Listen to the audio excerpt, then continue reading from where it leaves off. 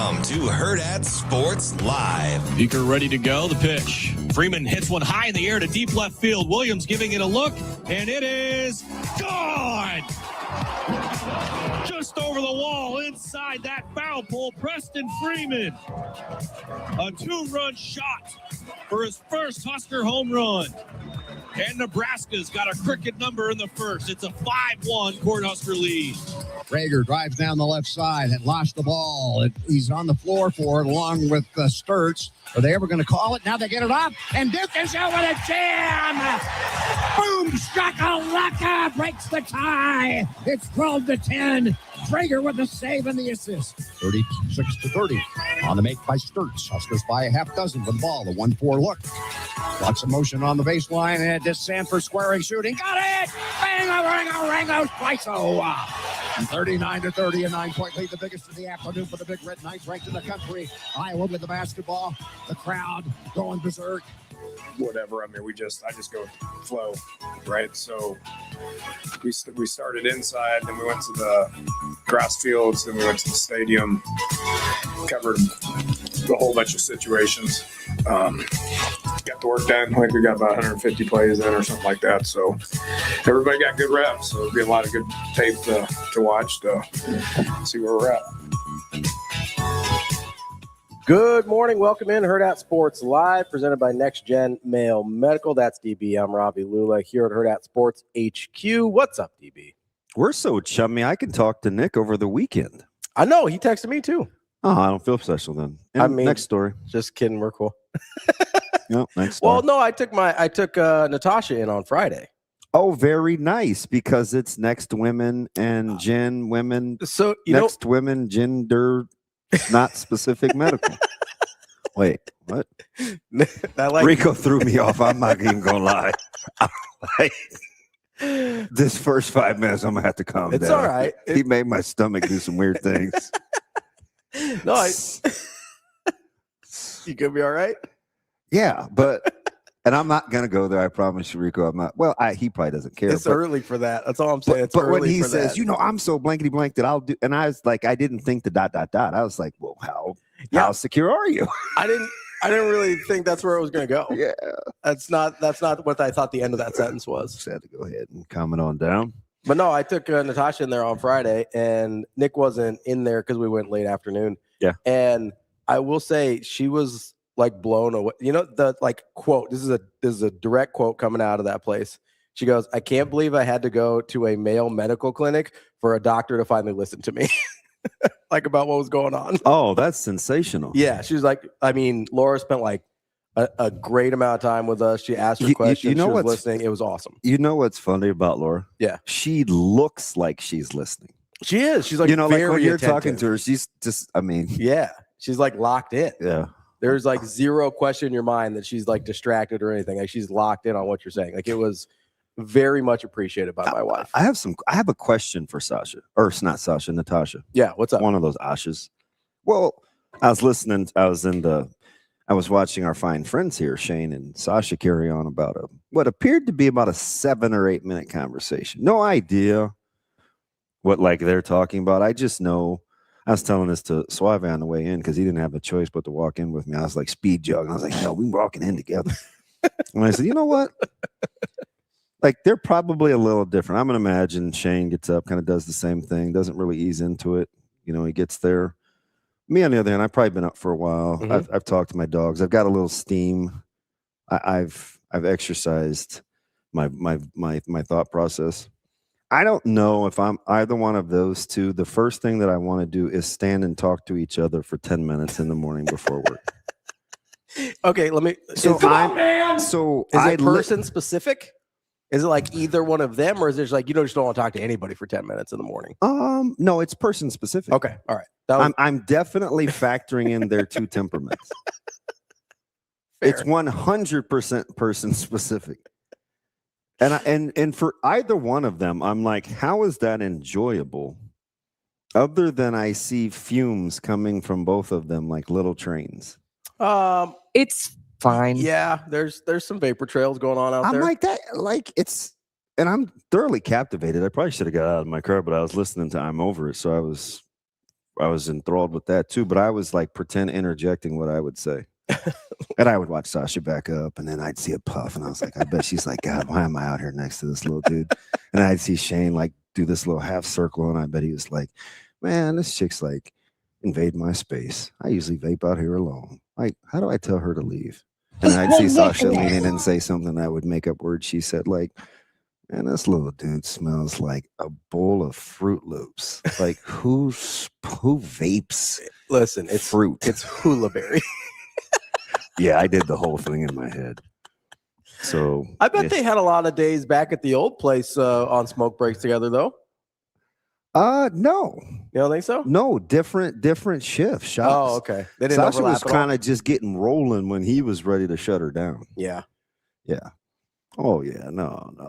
So I did some pretend conversation. Shane, was that any remotely accurate? Do you feel like she was invading on your territory or what? Where's the foul? That's fine. So what was the question for Natasha? So Pat was having a meltdown. Okay. On Pat, the producer, like I'm over it because, and I didn't agree with Canny. Canny said, and you don't cook, but I've done this a couple of times, and I guess usually it's for bigger things. Yeah. But so Pat like cooked part of whatever it was that they were doing. They did it at home, and then they picked up the rest. Okay. I don't think that's that crazy. Canny was like having a fit. He's like, no, either we're getting food out or, unless it's like Thanksgiving or something and you piecemeal it up. And so then I was pondering. I was like, well, that's probably true. Like, would I supplement? So that was throwing me for a second. But the main thing was Pat was bothered by the food smelled like cigarette smoke. Oh. So he was melting down over that. Yeah. And then Evan was like super soapbox. Yeah. And he was like, that's a fantastic, like you could tell it's a thing. Because he said he would drive past or make it a habit not to revisit restaurants if you saw chefs or cooks smoking on break. Yeah, I got bad news for him. Everybody does it, right? Yeah, he will not be using any restaurants. So that was my question. It's nearly ubiquitous. Ubiquitous. That's a heck of a word on a Monday. 708. I think Bob Uecker. Why do I think Bob Uecker? I think Bob Uecker uttered the word ubiquitous once. Maybe. No, I'm dead dog serious. This had to be 20. I'm pretty sure. Why do I put ubiquitous and Bob Uecker together? Shane, is that a thing? Was it a commercial? I'll Google. I'll see what we got. It probably was. I don't know. That's just you just threw me for a loop there. But it's like he was dead. He's like, and I'll even make it a note. Like he said, there's just something about the optics of cigarettes, hands, and food. Yeah, here's the thing. I would venture it's fascinating. I would venture to say that there is probably no higher portion of the population that smokes actual cigarettes than chefs. Yeah. Than people that work in kitchens. I would agree. I think it seems that way. It was probably north of 70%. Oh, come on, man. I'm not kidding. Natasha's worked several different places. She doesn't smoke, but she's an outlier. And she used to get mad because she's like, well, I'm going to go take smoke breaks with you people. I'm just going to stand outside. Yeah. She's like, I'm not getting extra breaks because I don't smoke. So she would go and hang out with them outside. But I think 70% is a fair number. I really do. It is literally, you cannot eat anywhere if that is your policy, that you're not going to eat somewhere where they smoke. So it's not, I'm guessing, it's not an issue of the chef smoking, right? They smoke, they're outside. Yeah, I think it's probably a hygiene thing. It's probably either a hygiene thing, or I don't know if he was having it like delivered or if he picked it up. It might have been a delivery car thing. So I have another question. Okay. Whose responsibility is it? Is it the person's responsibility to check the order before you leave? Like you're the person that bought it. I'm picking it up. Yeah, probably. You probably need to double check that if you've got any kind of concerns. Otherwise, I mean, like ideally it's going to be right, but I think we all know things happen. Mm-hmm. So I think you got to be the one to be like, hey, I'm just going to go through this. Yeah, I was just like, it seemed kind of petty, but maybe people are that principled where they go where I don't know. I mean, can you go home after a pickup order and it's wrong? Because it's happened to everybody. Do you take it back? I'm not going back. See, that's the thing. I'm just not. So that's why I check it there. Yeah, he said he didn't eat it, and Kenny was crushing him for it. Like, he's like, yeah, we just didn't eat it. Check it there, man. Like if you went to pick it up and it wasn't a delivery situation, like you check it there. That's on you. I understand that like the restaurant, restaurants are going to make mistakes. So there's only a couple times I can think of it in the last handful of years. And one of them was at a Euro place. Mm-hmm. And I called. And the only reason I went back is because he was so rude. Really? If he would have been cool. So this is what got me. Yeah. Yeah, I'm not sure what you want me to do about that.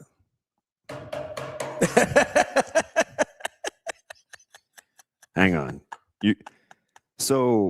And the other time this happened, this is kind of funny because I actually really like this place. Mm-hmm. They may or may not know your dad. So they left a whole bag. Okay. Like I thought it was all in one bag. Oh, so like you were missing like a big chunk of the order. Bag. Okay. I was so mad when I backed out. I clipped the fringe on the garage. Oh man. Yeah. So like you were gunning that thing. Well, that's something I feel they should tell me. What do you mean? That that there should be 2 bags. Yeah. Yeah. Hey, it's gonna come in a couple of bags. Yeah. Yeah, that's fair. And so when I called on my way back out there, she was like, "Hey, would you like extra naan?" I was like, "I'm offended. How about you give me that second bag for free?" What the flip am I gonna do with a little more naan? A lot of people use it with the rice and the sauces, He says Ravi 70% is very accurate. And he was in the industry for a while, so he'd have a good guess. Yeah. Aaron says they're also very clean after they come back in from smoking. That's also true. I don't know anybody, like nobody washes their hands more than people in a kitchen. Yeah. Like I hear you. Like it's ridiculous. And somebody also said high stress job. Did you see TK? Oh no, he can't say that. No, he's pretty foul.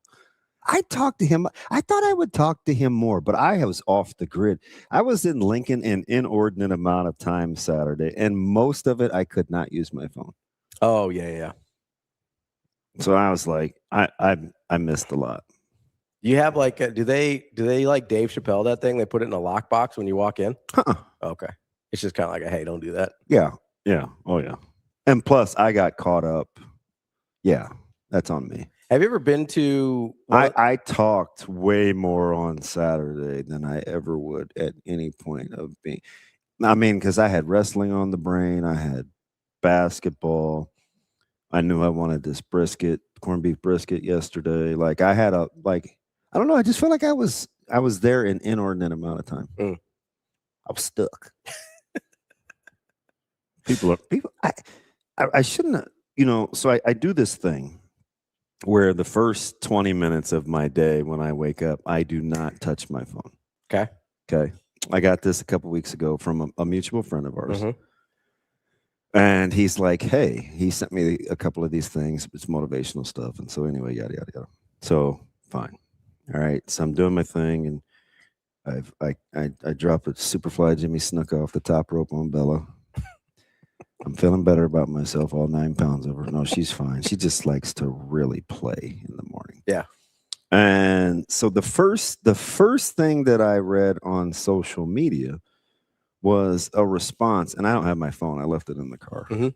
But somebody was upset about wrestling. And he basically said, he's on the Cody sent out a message. Commander Cody. And I retweeted it, and I kind of liked it. You know, it was 5 guys in the final, this, that, and the other. And the guy goes, the magic of Manning works again. You know, basically talking about underachieving. And I was like, so I wasn't upset, but it begged, I wanted another conversation. Like, I want a whole conversation. Yeah, I probably need to hear more. I want, like, expectation levels. Was it the preseason top 4 ranking? Was it the amount of All-Americas coming back? Or is Penn State a set aside? Like, I think you have to look at collegiate wrestling right now as Penn State and everybody else. Sure. Yeah.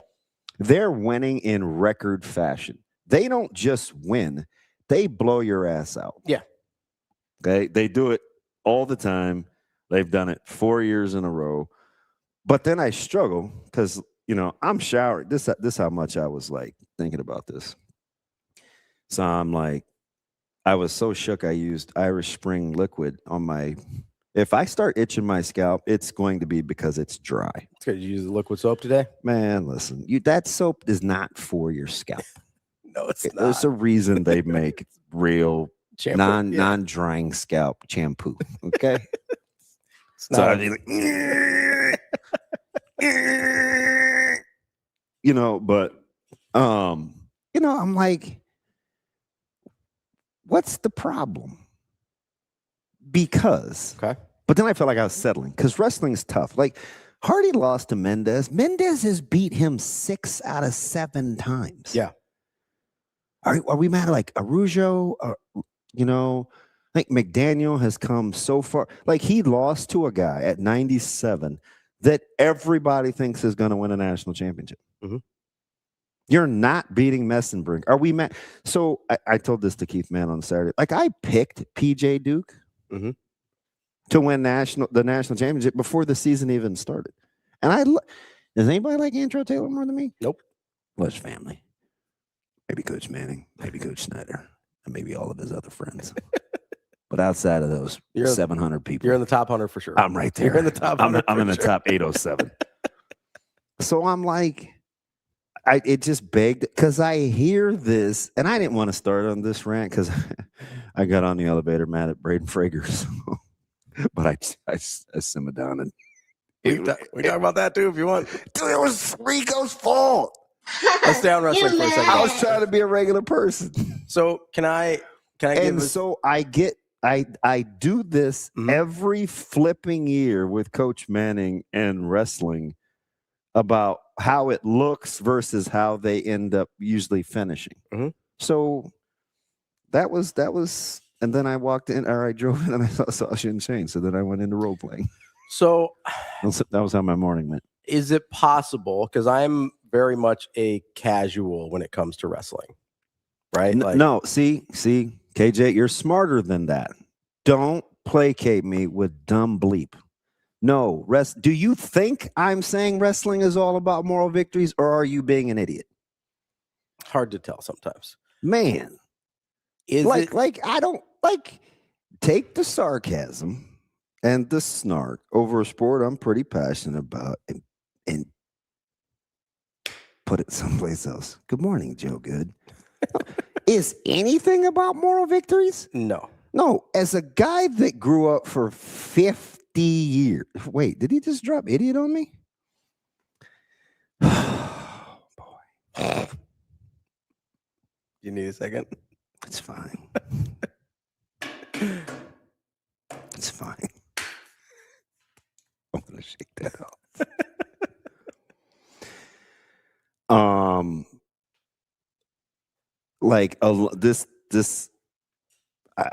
super passionate about wrestling. Yep. It is a miserable, brutal. It's so tough of a sport. I couldn't do it.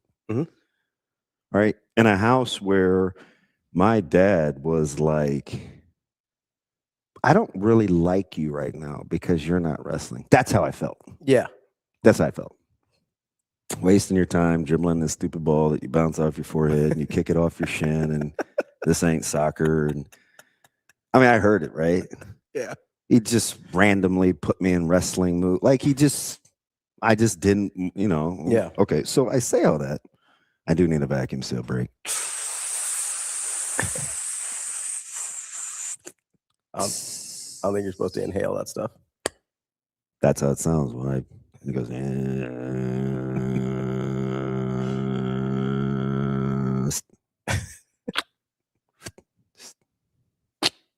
And it's like, let's go tackle the world. You guys like that? We should just bring it in here, just in case you have like a moment. We just start vacuum sealing random stuff in the office. Like, Dude, I gotta do better. I'm gonna snap. You can vacuum seal our my Cheez-Its or something, No, I ain't vacuum sealing Cheez-Its. Oh, so we draw the line at Cheez-Its, but corn dogs are cool.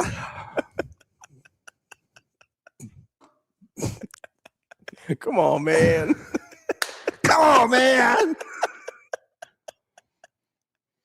So it's such a tough sport. Yeah. So I'm very, very, very reluctant to be like, oh, we should have done this, or Sure. But it's almost like if I would have said, hey, Nebraska's going to finish third in Big Ten, what would we have said? So, and I don't like doing that. Mm-hmm. But so then I want to hit him up. I was like, hey, you want to go match by match? Because I'm not saying he can't think like that. I just want to know like what's behind it. Is it the individual matchups? Is it? So here's how I took it, is because I as I mentioned, a wrestling casual, right? Like, I'm not diving into individual matchups. When I see the preseason expectations for Nebraska, when I see they've got 5 people in a final and don't win any of them, even not knowing the intricacies of the matchups, like, so that's important here. Yeah, if they got right? goose egg, yeah. But like going in being like, oh, they got 5 people in a final, they should get a couple, right? Like, that's just how my mind works. And like, I know Penn State's awesome. I don't know into the individuals enough to be like, yeah, that's never going to happen, whatever, right? So I sit there and then honestly, and I'll be honest. Hergy, did that sound like a vacuum sealer? I think that's. It sounded pretty good. Dude, I use that thing so much, I could probably make those noises in my sleep. I think part of it for me is, and I know that the point scoring is different with like the third place and consolation matches and all that kind of stuff. But if I see Nebraska, I believe they had the second most amount of people in finals after Penn State, and then they lose all of them, and then they also finish third. I'm like, I get second. I get the Penn State part of it, right? I may not. You want them to beat Ohio State? Yeah, second feels okay to me in that situation. Right. Like, I don't know if that, and again, that's a very 30,000-foot casual view of the situation. Like, I'm following along, watching who's advancing, stuff like that. And I go, okay, they got 5 in. They should win a couple. They should finish second. Like, that's how my thought process works. So it might be that I know Cody's not a casual. I understand that. No, so that's why I wish the phones worked, because I just want to know, like, if you watch this team wrestle all year, with Van D being hurt, 25 was a mess. Something was a little off with Hardy. Like, if you watched all the wrestling, were you surprised? So to be fair, I was disappointed a little throughout the year as well. Okay. Like, for what so from your vantage point, I could see that in and out of the lineups, shuffling lineups. Expectations were sky high. Expectations were through the roof. Especially okay, I understand. The way they finished last year, I was told they improved in terms of the guys they brought in. You had a bunch of returners as well. And I'm like, okay, so like, this is my expectation. Then in my mind goes at least as good as last year. Yeah. And then you see like, okay, they're never really able to crack into, I know that they're, like, what was like 13-6 in the regular season. All their losses were to top 5 teams, basically. I think literally all the top 5 teams. I don't think they lost anybody outside the top 5. So I look at that and I go, okay, it's reasonable what the losses are, but also if they are who I was told they should be, then you got to get a couple of those. Yeah. It's just, I guess, so my end of it is, and I don't know, like, I'm just processing this out loud. Like, it's one-on-one.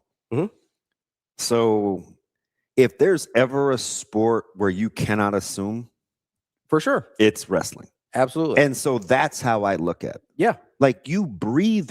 I mean, it's so unforgiving. Yeah.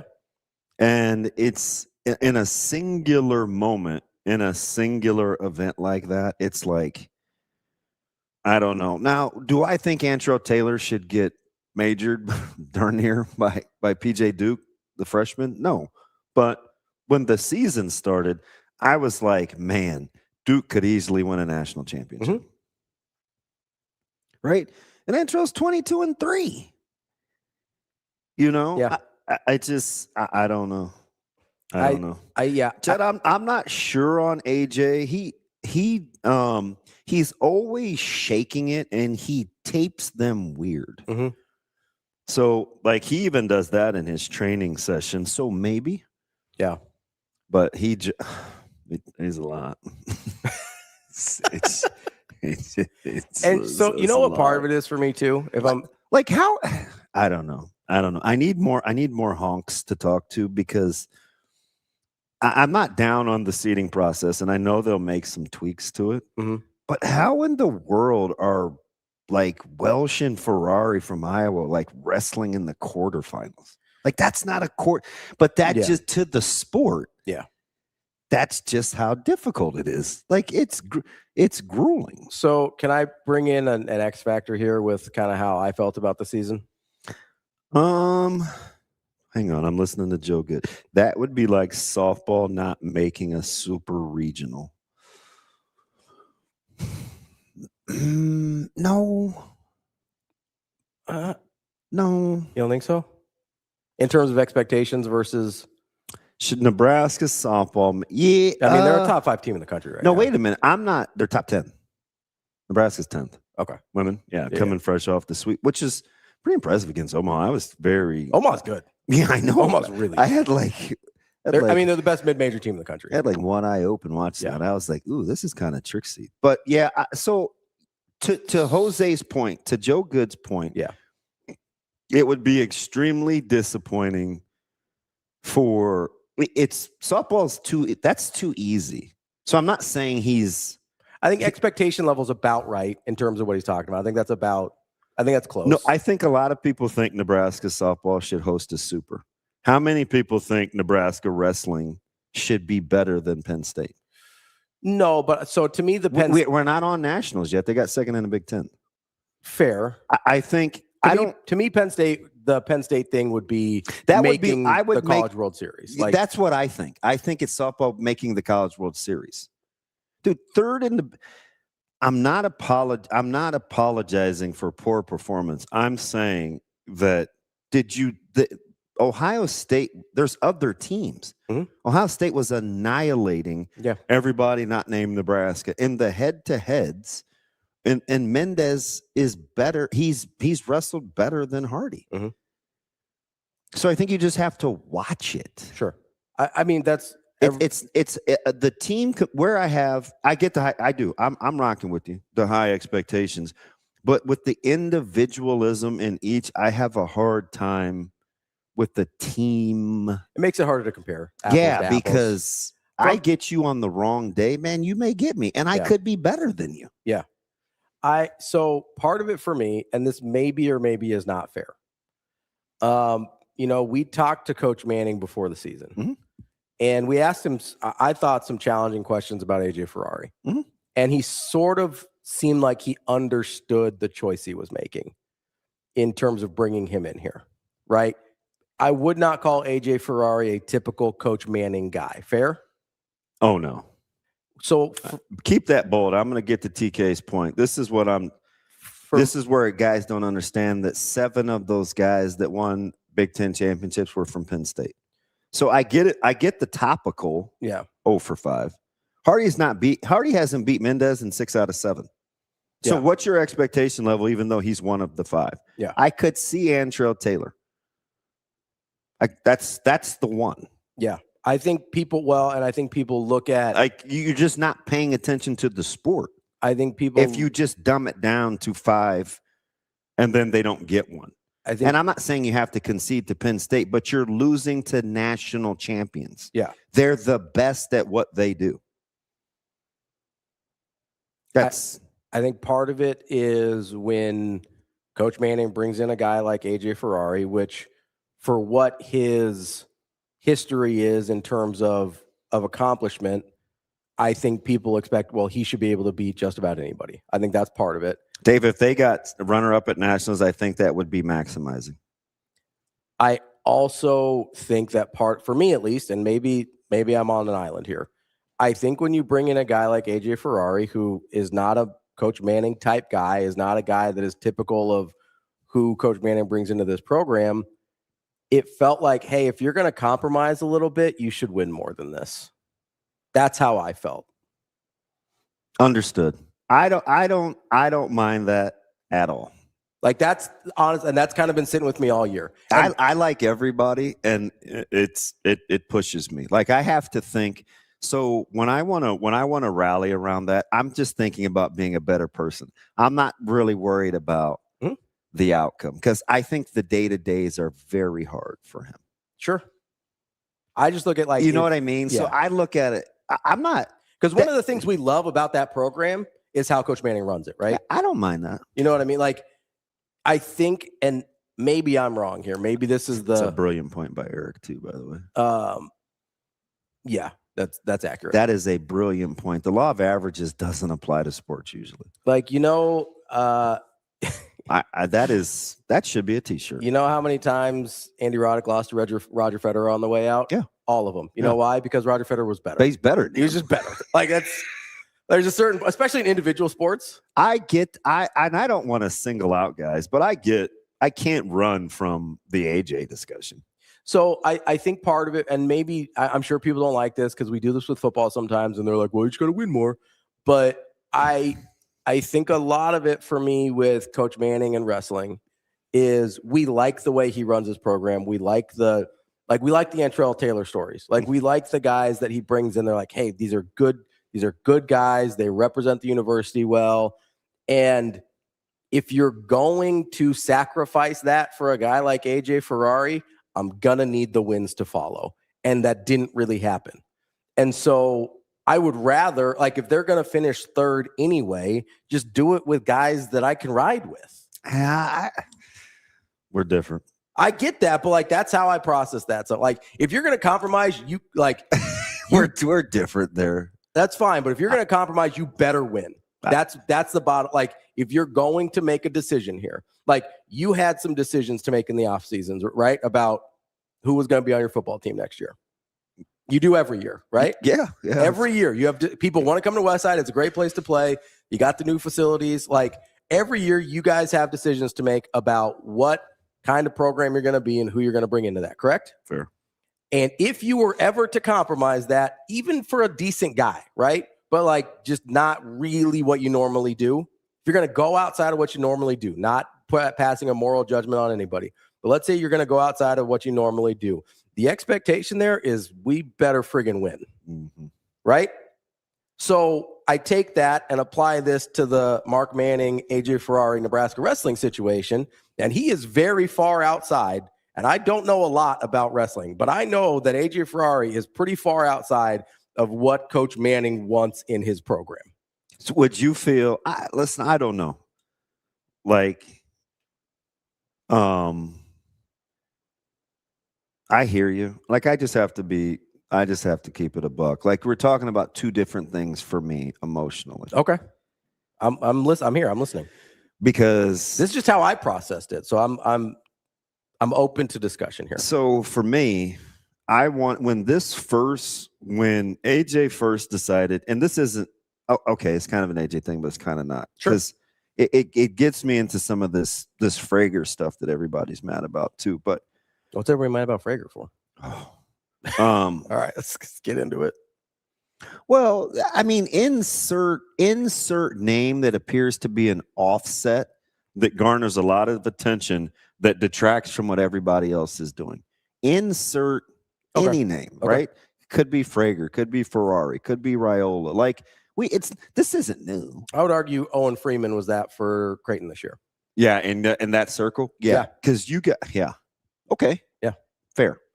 So, but then there's this other component, because even what I would say about Freeman, I'm going to say about Ferrari. Even with Freeman, I'm like, man, is he healthy? Sure.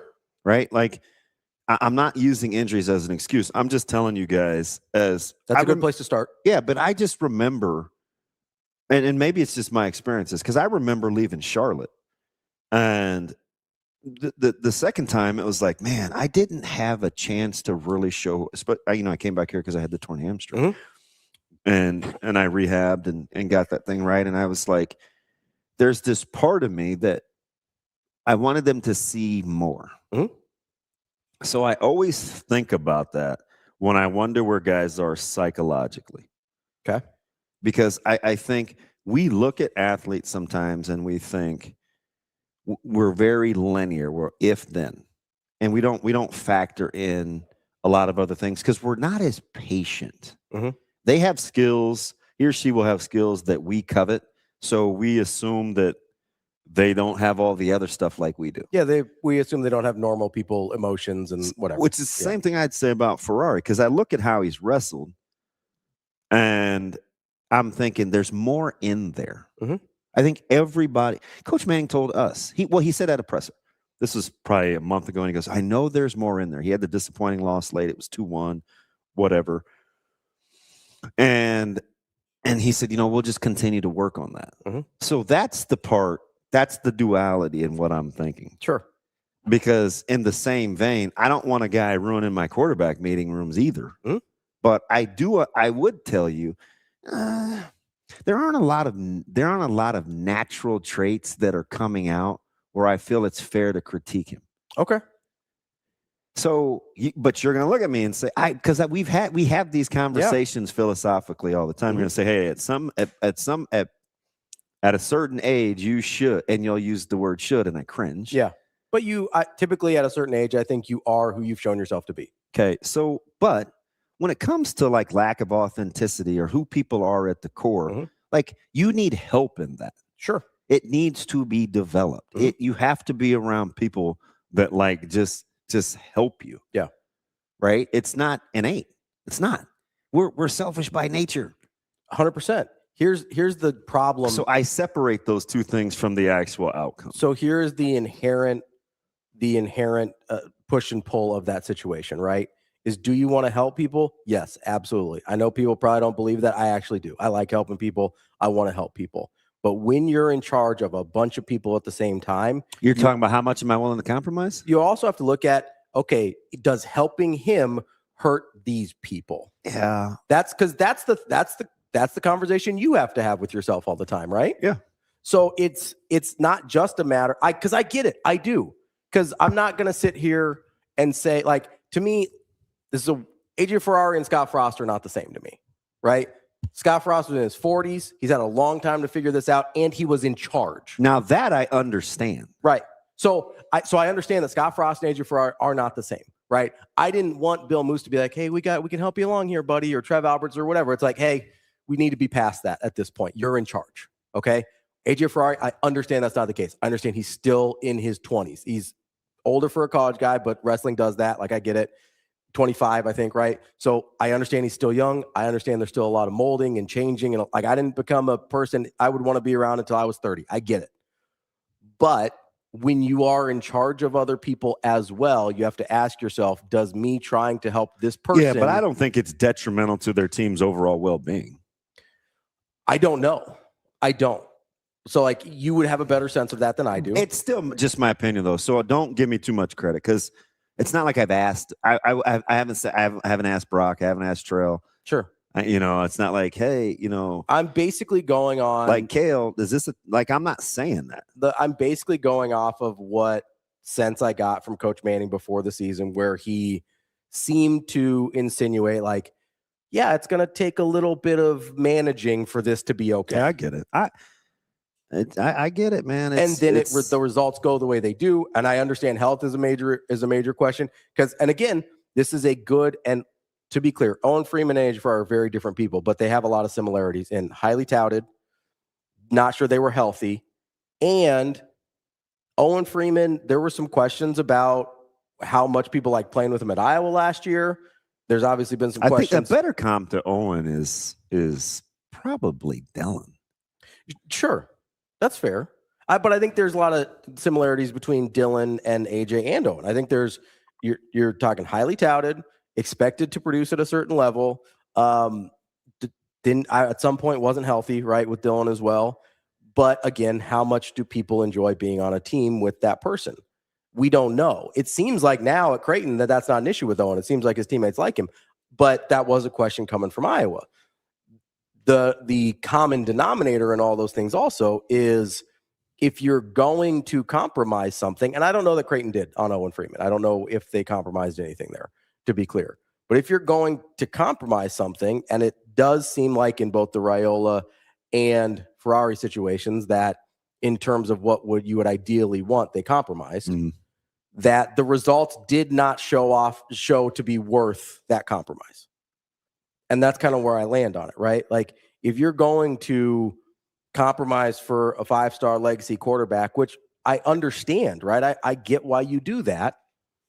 You probably want better results than you got out of that situation.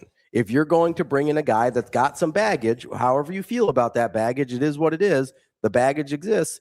And you were a national runner-up last year, and you had expectations of possibly winning the national championship this year, and you come in, and then I see third place in the Big Ten, which I understand is a gauntlet. Like the Big Ten tournament, oftentimes harder than nationals. I get that. It's a lot like volleyball in that sense, where you go through it, and you're like, God, this is just a gauntlet, right? So I understand that. But you sit there and you go, hey, this was the guy and one of the guys we thought could help us close the gap on Penn State, and it doesn't seem like we got any closer. That's hard to rectify, I think, in a lot of people, at least in my head. I don't want to speak for anybody else. It's hard to weigh those two things out in my head. Yeah, because I wrote it down. It's on my phone, but I did have, I penciled in the champions. Like I sent it to my wrestling buddies. I was talking to Keith Mann about it. Because I was like, man, do I go to Cleveland? We were just yapping about nonsense, but I showed him my list. And the only guy that I had from Nebraska winning the Big Tens was AJ. Yeah. So I get it. Yeah.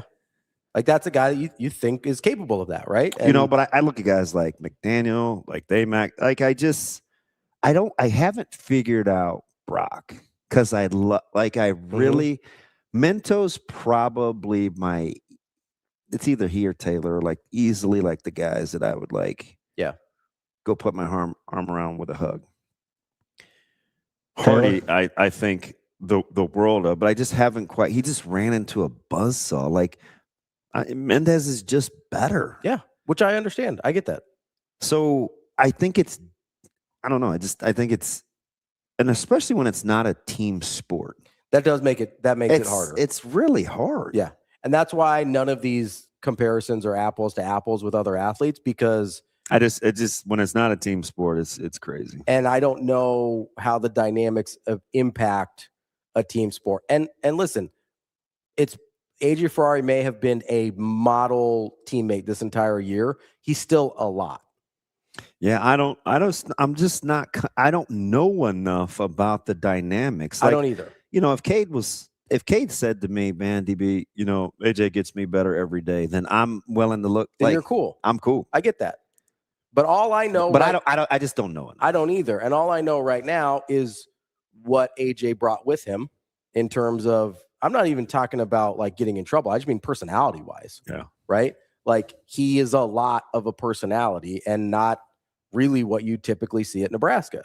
And so that can be a thing. That Dylan's a good example there. Is his personality was pretty different from a lot of those guys on that team. And you saw that kind of become a thing at a certain point. So whether he's a model teammate or not, the personality and a lot of that can still have an impact, but I don't know in an individual sport how much of an impact it has compared to, say, football, where everything matters there, right? I don't know. I think it was just the Manning magic, I think, really raised some. Sure, yeah. Because I read That's a derogatory term. Yeah. Yeah. And, and I'm just like, man, I wish he'd hit us up. and I may have to. Coach Manning or Cody? No, the guy's response on social media. Yeah, because that's kind of where it all sparked. Because sometimes you can have a culture that's good enough to take that on. Mm-hmm. Nebraska football figured out that it wasn't ready for that yet. Yeah. Well, so that was the question, right? And we asked Manning that question, right? About the culture being able to take on a personality like AJ Ferrari. And Kobe, I'm not saying anything that hasn't been publicly reported or told to us by Mark Manning. All right? So chill. Nobody's talking anything about AJ Ferrari that is not publicly reported or said out loud by Mark Manning. Okay?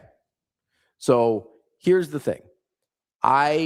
We asked Mark Manning that question about the culture being able to withstand bringing in somebody like that. And he said, I hope so. That was basically his response. He's like, I don't know, but I hope so.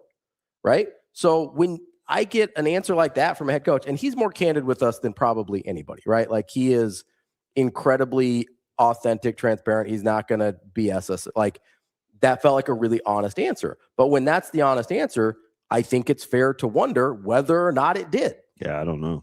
I don't either. But when the aspirations are a certain thing in terms of national championships, and then you get shut out in Big Ten championships and individually on matchups, I understand how it happened. But in its totality, you look at it and I understand the disappointment.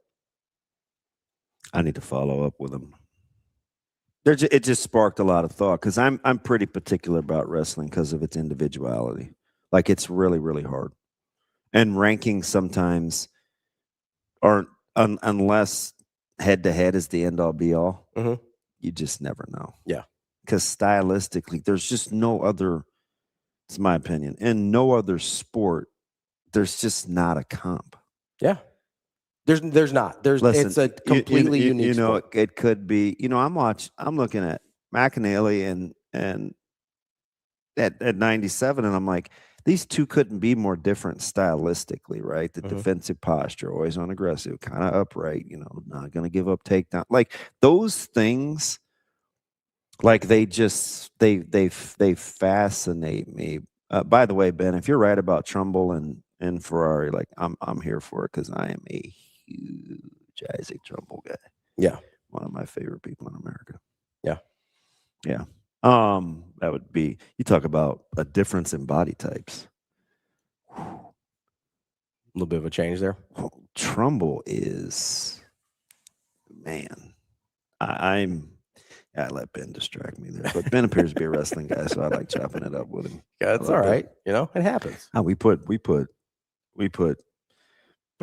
basketball in the back burner. It's just when you got, I don't know, man. Again, I had AJ winning. He was the only Nebraska guy that I had winning a Big Ten championship. But you guys have to also, you don't have to understand, his wrestling style is not traditional heavyweight-ish. Like he's light, he's strong, he's quick, he's exceptionally good on top for his size. Like he's very fundamentally sound. So there are lots of things that I appreciate about how he wrestles, but listen, man, some of these guys, like stylistically, it's crazy. It's crazy. Ken, sorry about that, buddy. Everybody's got strong opinions. There's other competition like you could tune into too, Kenny. I'm just saying. Same for you, Kobe. Wow, you mad? Kobe was killing me on social media. That's fine. Like I don't know how. Like I'm not talking crap about AJ Ferrari. Hey, by the way, Kobe, I pulled that tri-tip off before the rain started too. It never even rained Friday, really. It didn't rain till nighttime. Yeah, late. It did late. A little bit. I put that thing on at 1:00 trying to beat the rush. You got to get that thing out of there. Nah, it was good. Coming up on the show today, Sam McKewon from the Omaha World Herald. He'll come up at 8:00. Then we've got Steve Gardner, who is a baseball writer for USA Today. We've got Major League Baseball right around the corner. We got World Baseball Classic going on right now. Yeah, I had to stop and give Manny Machado a clap, even though Machado drove. Yeah, I'm not a Machado guy. The Major League Baseball. Good to crazy. Not a Machado guy at all. No, I'm not. We got to get the hoops. Oh, I'm not either. I got beef with Machado. Yeah. He ended Pedroia's career. Oh yeah. Yeah. He's. Yeah. They were talking about for a while. Like we had him in LA for a blink. He might sign in Boston. Everybody in Boston was like, "No, yeah, don't do that. We don't like that guy. I don't care if he's the best player to ever live. Yeah. Not doing it. Just how it goes. Sammy, my boy. That's a whole other deal. Wow. How about my guy Cale Jacobson? He's your guy. Listen, I know he's your guy. I felt like I've been very you've appeased my Cale Jacobson honkness. Not appeased. I like his game. Yeah, he just.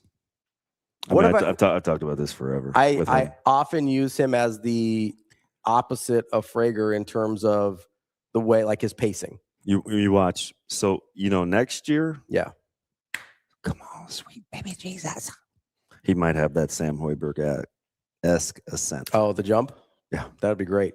Dude, I told you 2 months ago, when he starts to have confidence in his offensive game, yeah, you guys are like, are you randomly talking about Cale Jacobson? Oh man, he's capable. Dude, I like his game. I cheer. I like every time he has the rock because he's just going to make good basketball plays. I just like his pacing. Nice shooting that thing. Never sped up. Just never gets sped up. 76. Be honest. Were you like, no, yes? On which one? Oh, on the second three? The first to make it 73-70. Oh, no, I'm okay. If he, that's ballsy. He doesn't take bad threes. I get what his percentages are, but he doesn't force anything. I agree. Like, he takes good threes. I agree. Like, anytime he shoots the ball, I'm probably okay. Yeah. Just because I trust his decision making. Isn't that weird how? Same thing with Hoiberg. Hoiberg doesn't take bad threes.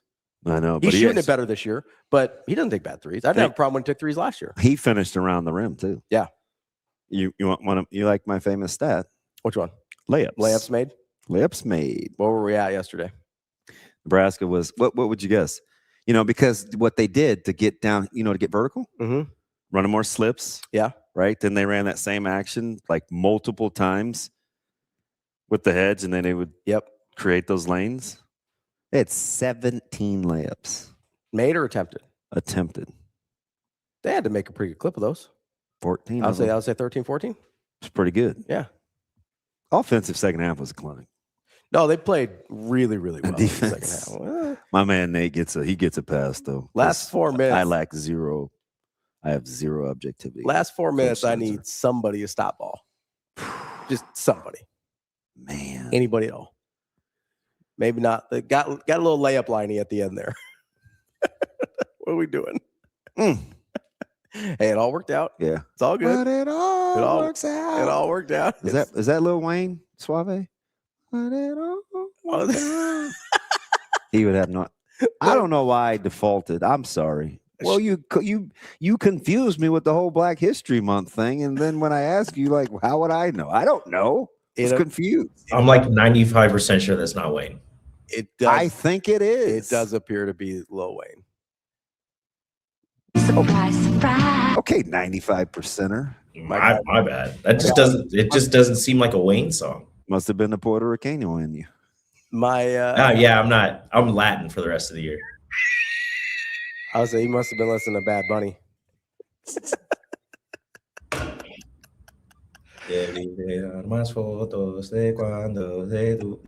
What the? Okay. Yeah, he was on that Bad Bunny stuff. That's why I was okay. Well, Puerto Rican pride. Mm. That's why we call him Puerto. Who's eating for free this week? Dylan Carey or Sam Hoiberg? Well, I think Sam Hoiberg is always eating for free. Yeah. Dylan Carey's been mashing that thing a little bit. He's been mashing. He hit a ball yesterday. I think just landed. Well, what I think Brunt's with it. He's like, yeah, he doesn't get any cheapies. Dude, the thing was like 420 plus. You see the bat flip? Yeah. Did you see the still? That thing looked like it was above the stadium roof. I was like, yep, he peed on that one. That was like what Jose Bautista bat flip. Just chuck that thing. So you know what? If they weren't going to Chicago, yeah, I should tell Kale we should go hit like the steakhouse. Yeah. Yeah.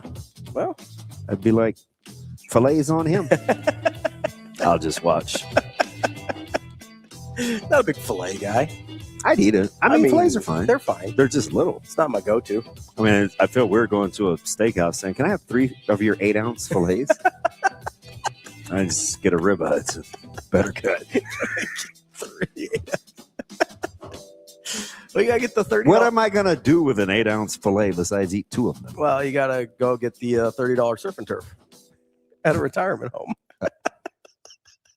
It's fine. Sam McKewon coming up next. Yeah, I thought they handled the emotions of the day really well, and it was emotional. It was emotional for a lot of guys. I saw it in Rink. I certainly saw it in Sam. I got emotional out there. It was a those guys have done so much for us, and let me give a quick shout out to Kendall Blue, who I'm telling you, his attitude throughout this entire process has absolutely been phenomenal. And Kendall's a hell of a player. I mean, he's got a long career ahead of him. So Kendall, Jared, who's been in and out of the rotation. Obviously, that Jared gave us good minutes out there today, and then Jamarcus, being here for a year and coming back, or 2 years and coming back. I mean, it's just. These guys have done so much for our program. So, to have to handle the emotions of the day, which I know is a big part of this night, it says a lot about them. Not only is the type of players they are, but the type of people and the type of character that they approach their daily lives with. So, really proud of all 5 of those guys.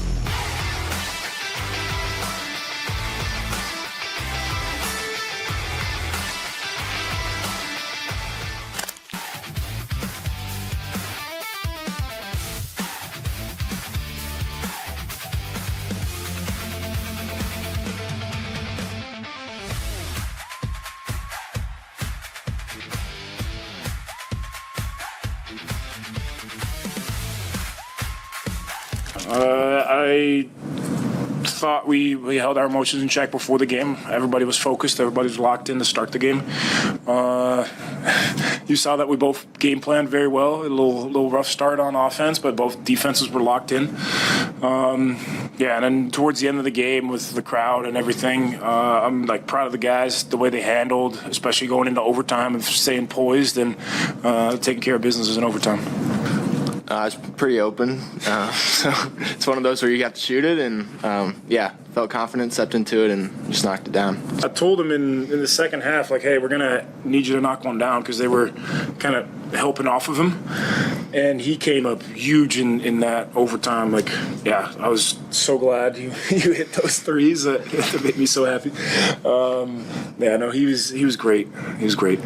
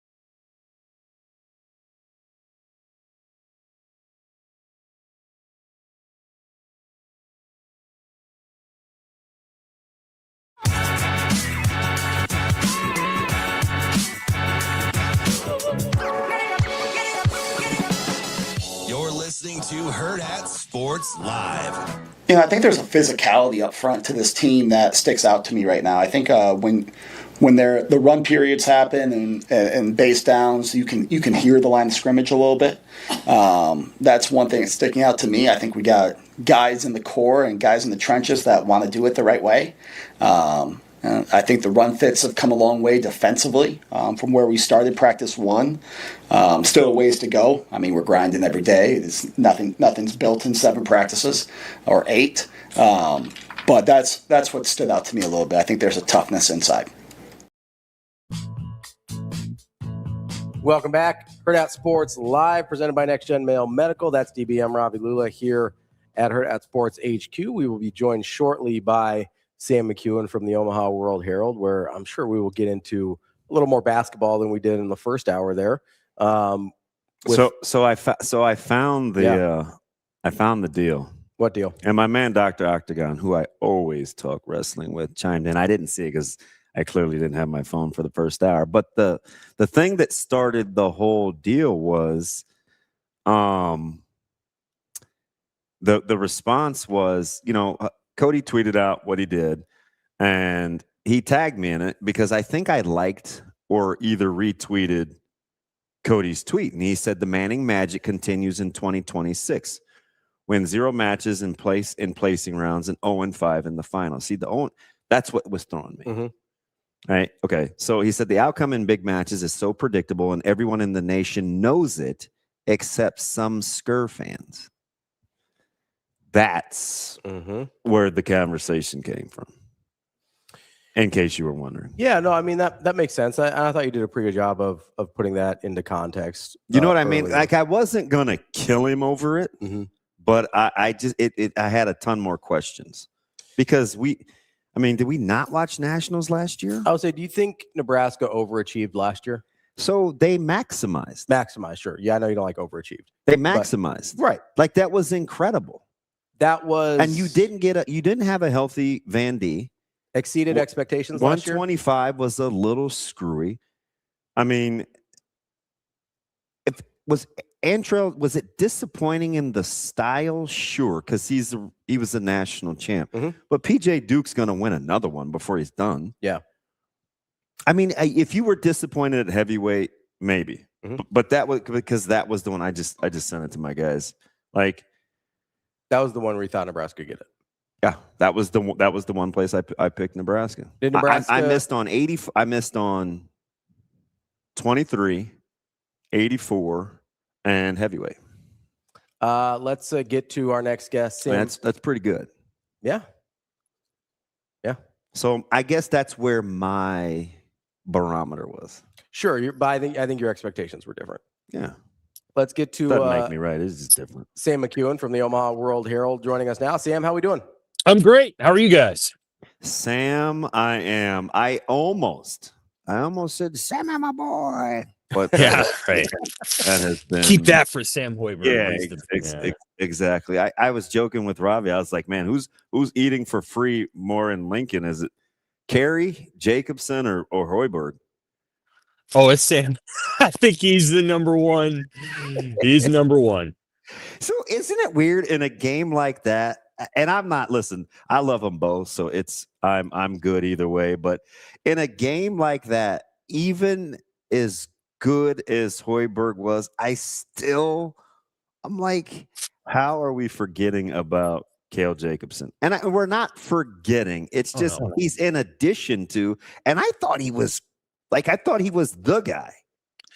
He was the reason why Nebraska probably won the game. Yeah, I would agree with that. I think, Sam just has an outsized presence, I think, in the history of the program because, he's a coach's kid. I don't really think being the son of Fred Hoiberg is easy. I think Fred's probably worked him pretty hard and probably had pretty high standards to ever let Sam get on the court. And, Sam responded by working as hard as he did.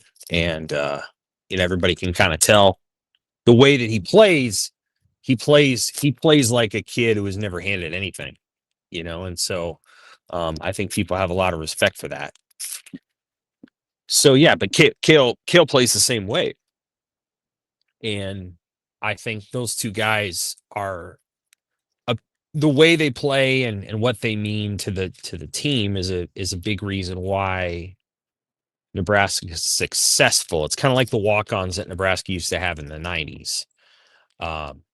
Nobody's going to sit here and say that, Tommy Frazier wasn't the most important reason Nebraska won national championships, or Grant Wistrom, or whoever you want to name.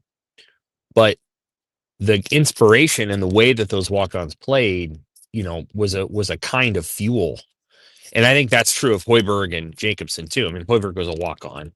He's a scholarship player now, but because pretty much everybody is. But the way that he played and how he got it done was an inspiration to a lot of the people around him. And I think that's one of the reasons why this team is greater than the sum of its parts. It's a good team, and Price Sanford's a great player, but what makes them a great team is all of the parts put together. Sam, as you're looking at this Nebraska team and how they finished up the regular season and are heading into the Big Ten tournament, number 2 seed, you get the triple bye, basically every single thing that they wanted out of the regular season, they accomplished. Even after the hot start, maybe you would have liked to have been a little closer for the Big Ten title, but it seemed like nobody was catching Michigan. I don't really put that on Nebraska. Do you think the results in the Big Ten tournament are going to impact how you think about this season at all? Or do you kind of jump straight from regular season, they accomplished what they needed to, now the only thing that impacts how we feel about the season is the NCAA tournament?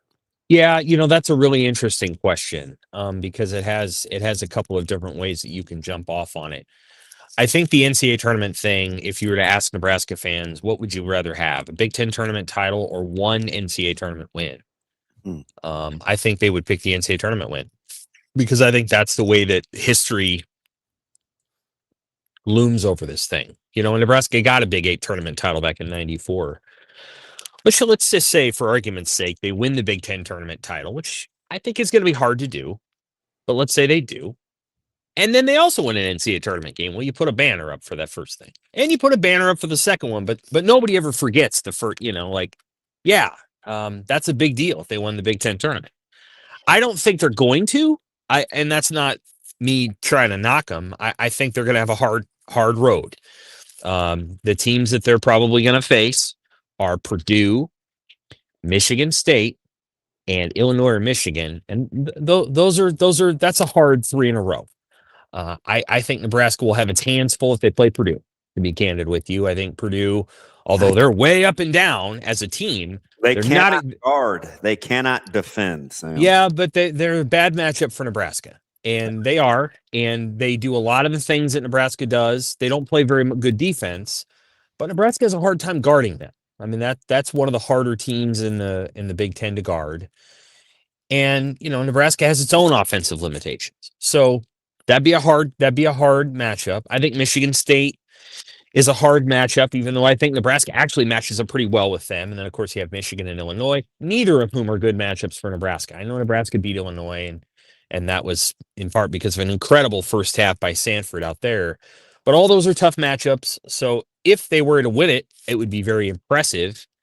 And they would get a 2 seed. They absolutely, positively would get a 2 seed in the NCAA tournament if they won the Big Ten tournament, which, in my opinion, makes it almost certain that they're going to win an NCAA tournament game. Almost certain that they would. So, I don't know that that's their goal going to Chicago, is to win one of those. Fred's won a couple of those in the past. I think after one of them, they went to the Sweet 16 at Iowa State, and after the other one, they lost in the first round, UAB. I think they were a 3 seed or a 2 seed. I can't remember. So, I don't know exactly how he's going to play it, but they're probably not going to try to, drive their team into the earth or anything. I think they're going to be smart about it and do the best they can to be competitive. But it's going to be a heck of a tough road to win that thing, because I actually don't see a lot of upsets. Maybe UCLA beats Michigan State, maybe, but I'd be actually surprised if the top 4 seeds, if the 1, 2, or 4 seeds, or the 1, 3, or 4 seeds lost before the semifinals. I just don't see that happening. So that's interesting, Sam, because I think when you look at the matchups, one of the things I think we're forgetting about, at least with this Nebraska team, is just flat out rest. Like, to heck with who they play. How about just the downtime to be able to put together a scout? I get it. It's probably one of realistically 3 opponents in my head. Right. But the rest in that too, I think is super understated when we start fast forwarding to what the accomplishments could be. Just start with the rest. Yeah, well, they're going to get a lot of rest before the Big Ten tournament. If they make a run in it, they won't get much, because if they play all the way till Sunday, and they're going to go to Oklahoma City, and they play in Oklahoma City on Thursday, so it would be a tight turnaround. So that's the question they're going to have to figure out for themselves. Is they're capable of making that run? They really are. But if they do and they get to Sunday, they're not getting back to Lincoln until golly knows when, 7 p.m. Maybe later, and then they're heading to OKC 2 days later. So it'd be a quick turnaround and a quick scout. And again, if you get to the number 2 seed line, you're playing teams that I don't think are going to be real dangerous. It doesn't mean that 2 seeds don't beat 15s, because we know that they do. But I don't know that they're going to beat Nebraska. Nebraska is going to be very, very motivated as a 2 seed. They're going to play it like a 14 seed. And so, I think that it's going to be really interesting to watch. I'm going to watch this week with great interest.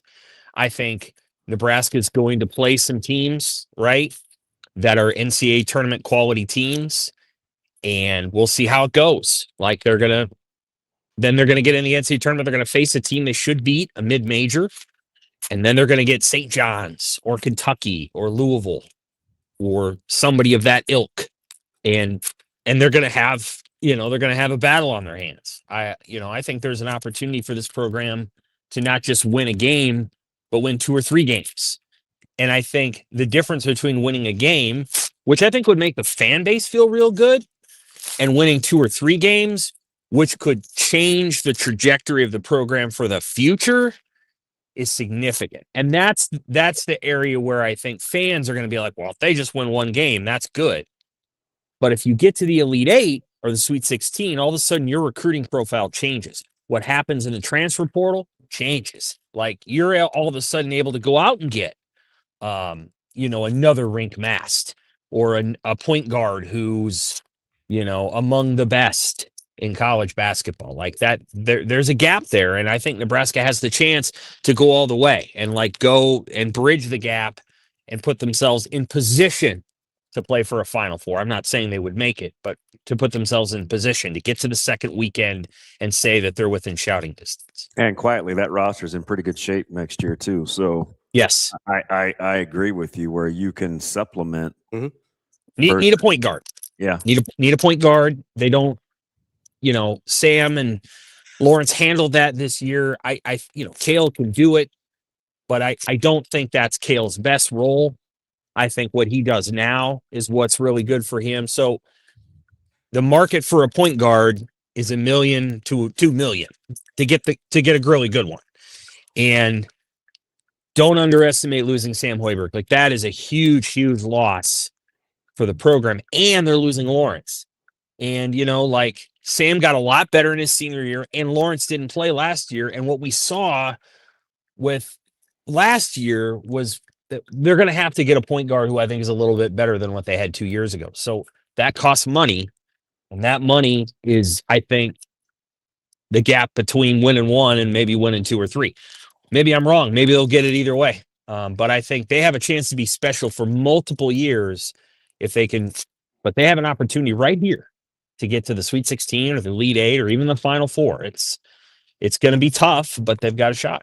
Yeah, it's interesting you talk about losing Hoiberg being huge, and I agree with you. But one of the cool things, I think, is he's got his fingerprints all over this program, and I liken it to a guy that was kind of undersold a year ago for his development and playing alongside and bringing Hoiberg along, and that was Griesel, right? When Sam came back, And I get it. It may be too cheesy for most outside of the fact that actually follow Nebraska, like really follow Nebraska basketball. But I'm hoping for a similar, not a torch deal. I'm not going that philosophical, but I'm saying Griesel investing in Sam and Sam, absorbing it and next leveling it and then leveling it up for this year for this run. Somebody's going to have that in them next year due to Sam Hoiberg. You know what I mean? Yes, I do. And I think we're going to be No. I think that's true. And I think a lot of that software is going to get downloaded into Cale Jacobson. I think it already has been. And I think the only here, because I'm such a fan, and I expect a huge boost in Cale Jacobson's game next year. But I agree. I don't want it to be like, as a primary one, right? Yeah. I just think offensively he's going to take a huge jump because he's just a winner. He is. The only thing that he struggled with this year is a shot. And of course, when he starts making shots, you saw what happened.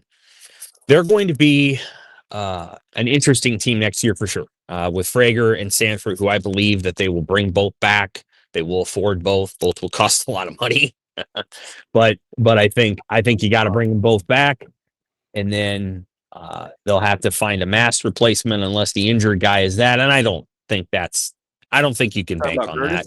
Or Oogie. Oogie. Yeah. I don't know that that's the answer to it. Maybe it is, but maybe it isn't too. How can you rely on a guy that was hurt all this season to be certain about next year? So I assume they're going to go out and find a mass replacement.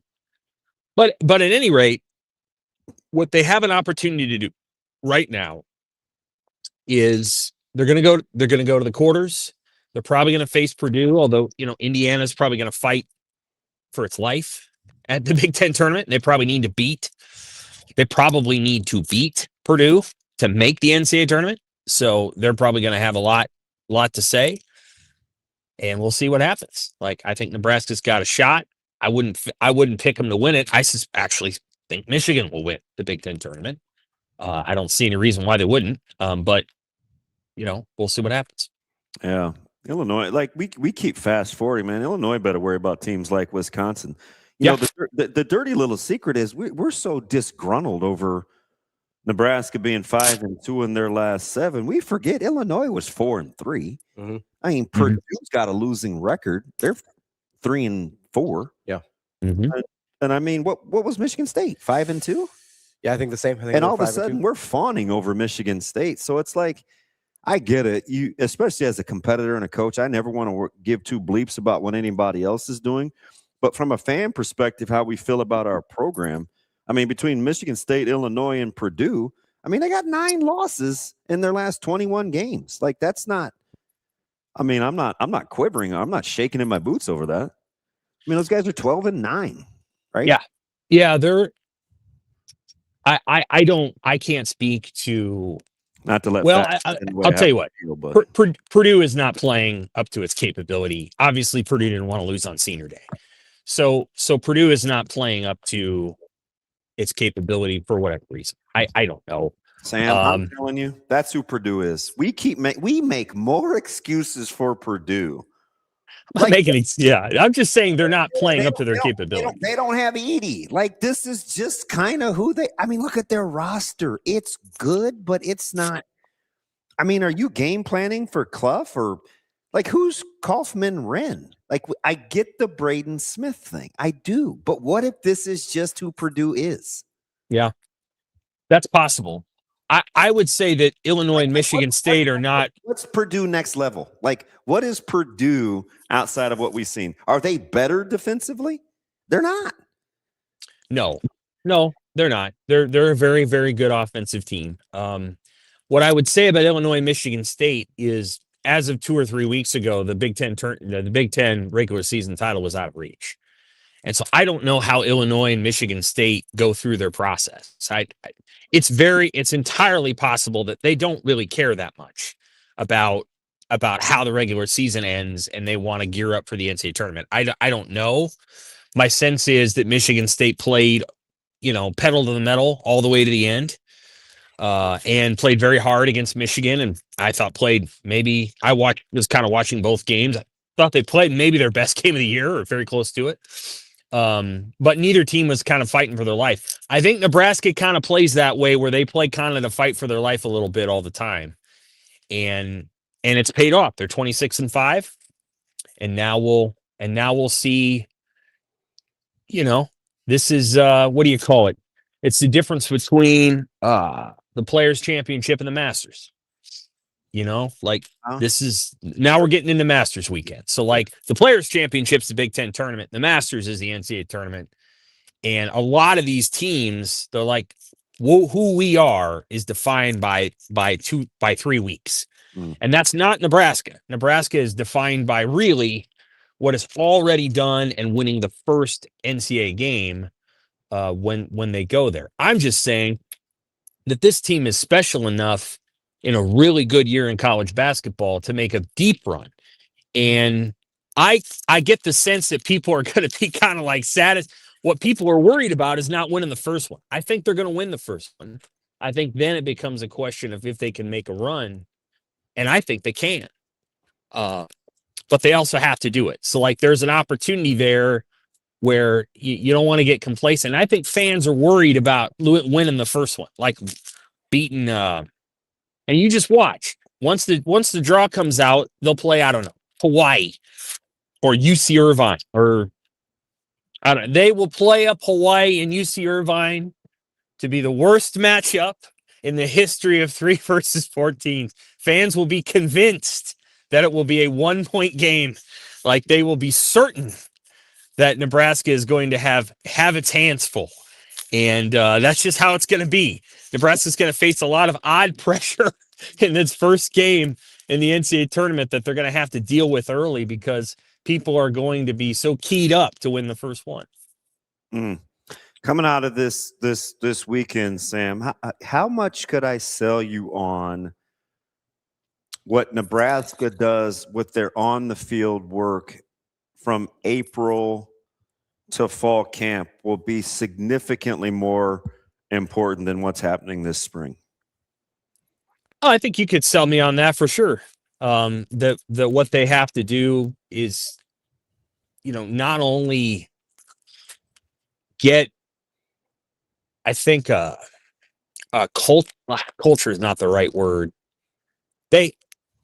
I think it would be helpful if they came out of spring camp and they had a pretty good sense of the quarterback pecking order, because then what you would hope is that your quarterback, the guy that everybody kind of looks around and says, yeah, he's the guy, is able to kind of take it and run with it over the summer and really make it his own. And so I think that would be good. But I think then the quarterback gets to do that.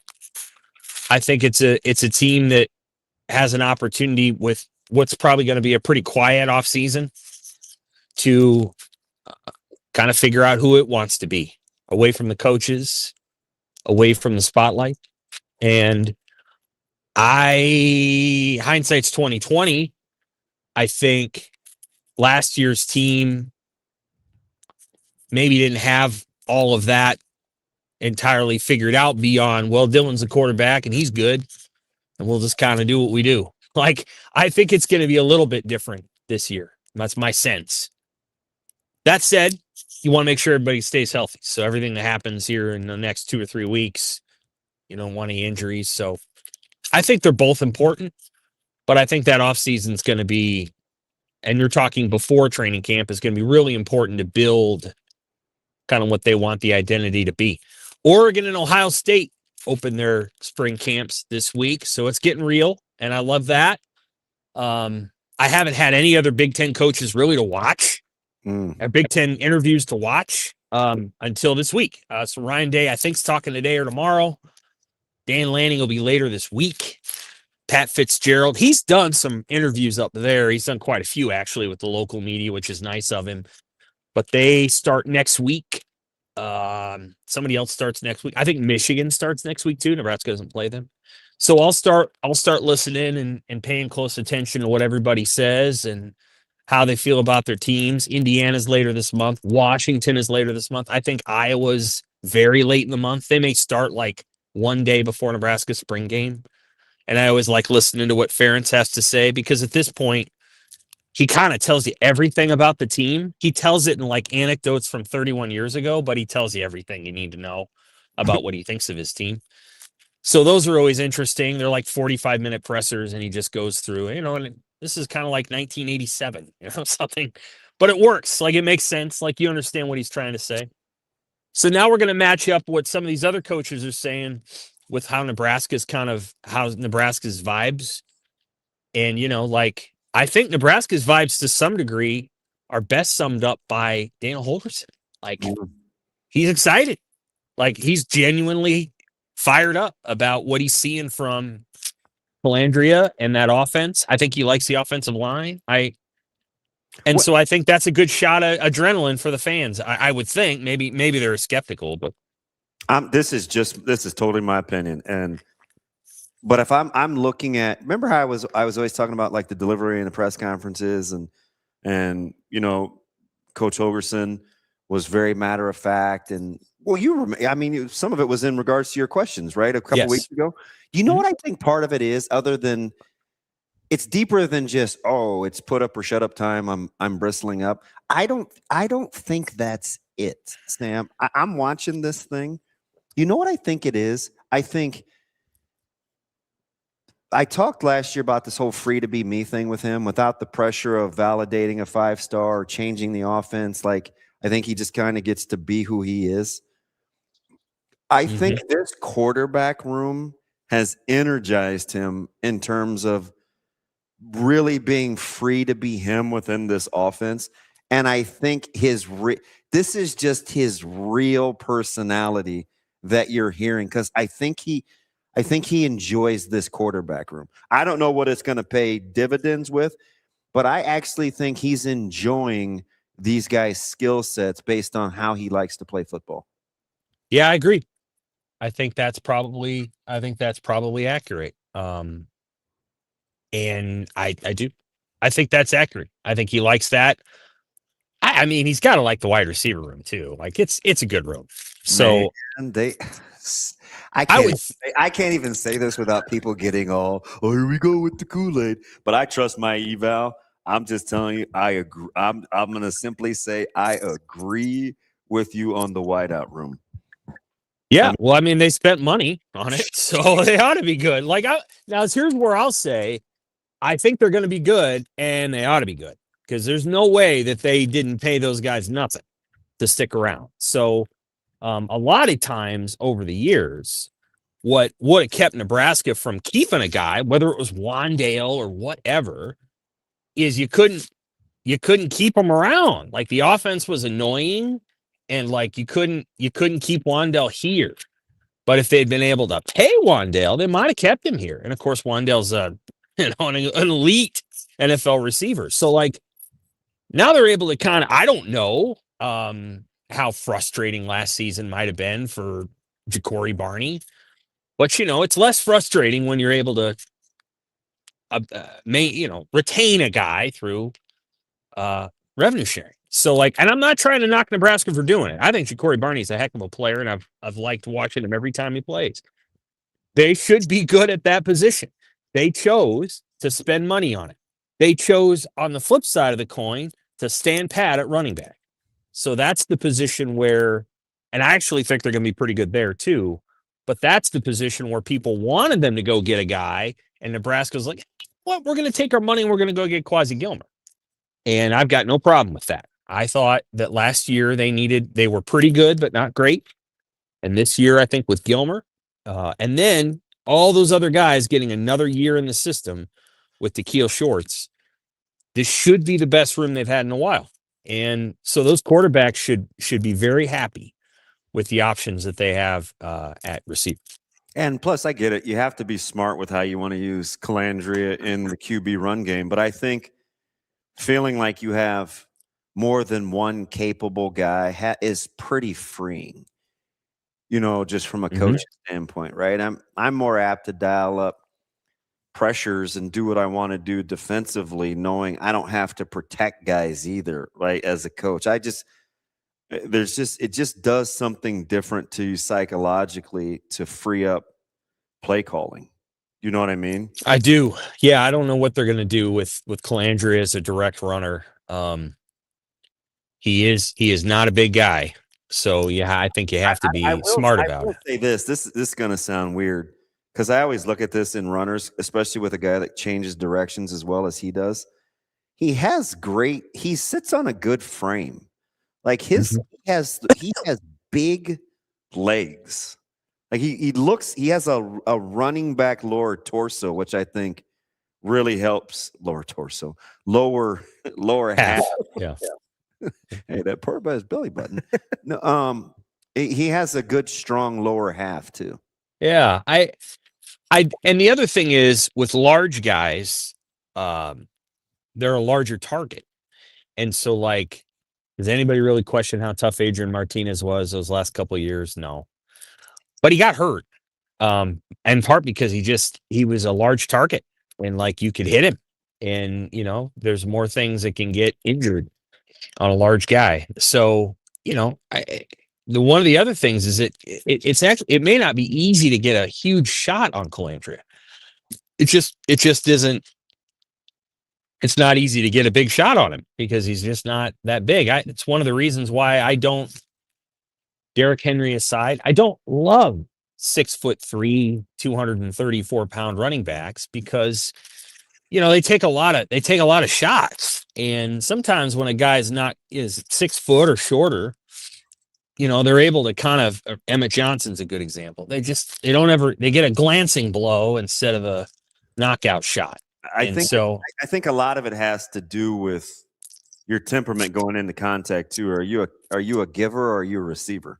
Right. Some guys that aren't used to running or don't like to run take a lot more shots than guys that enjoy it. You know what I mean?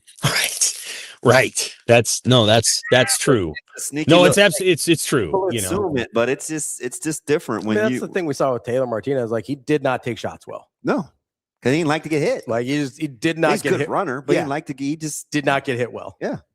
So he didn't like getting hit. It always looked like sometimes he didn't get hit. Right. Yeah. Right.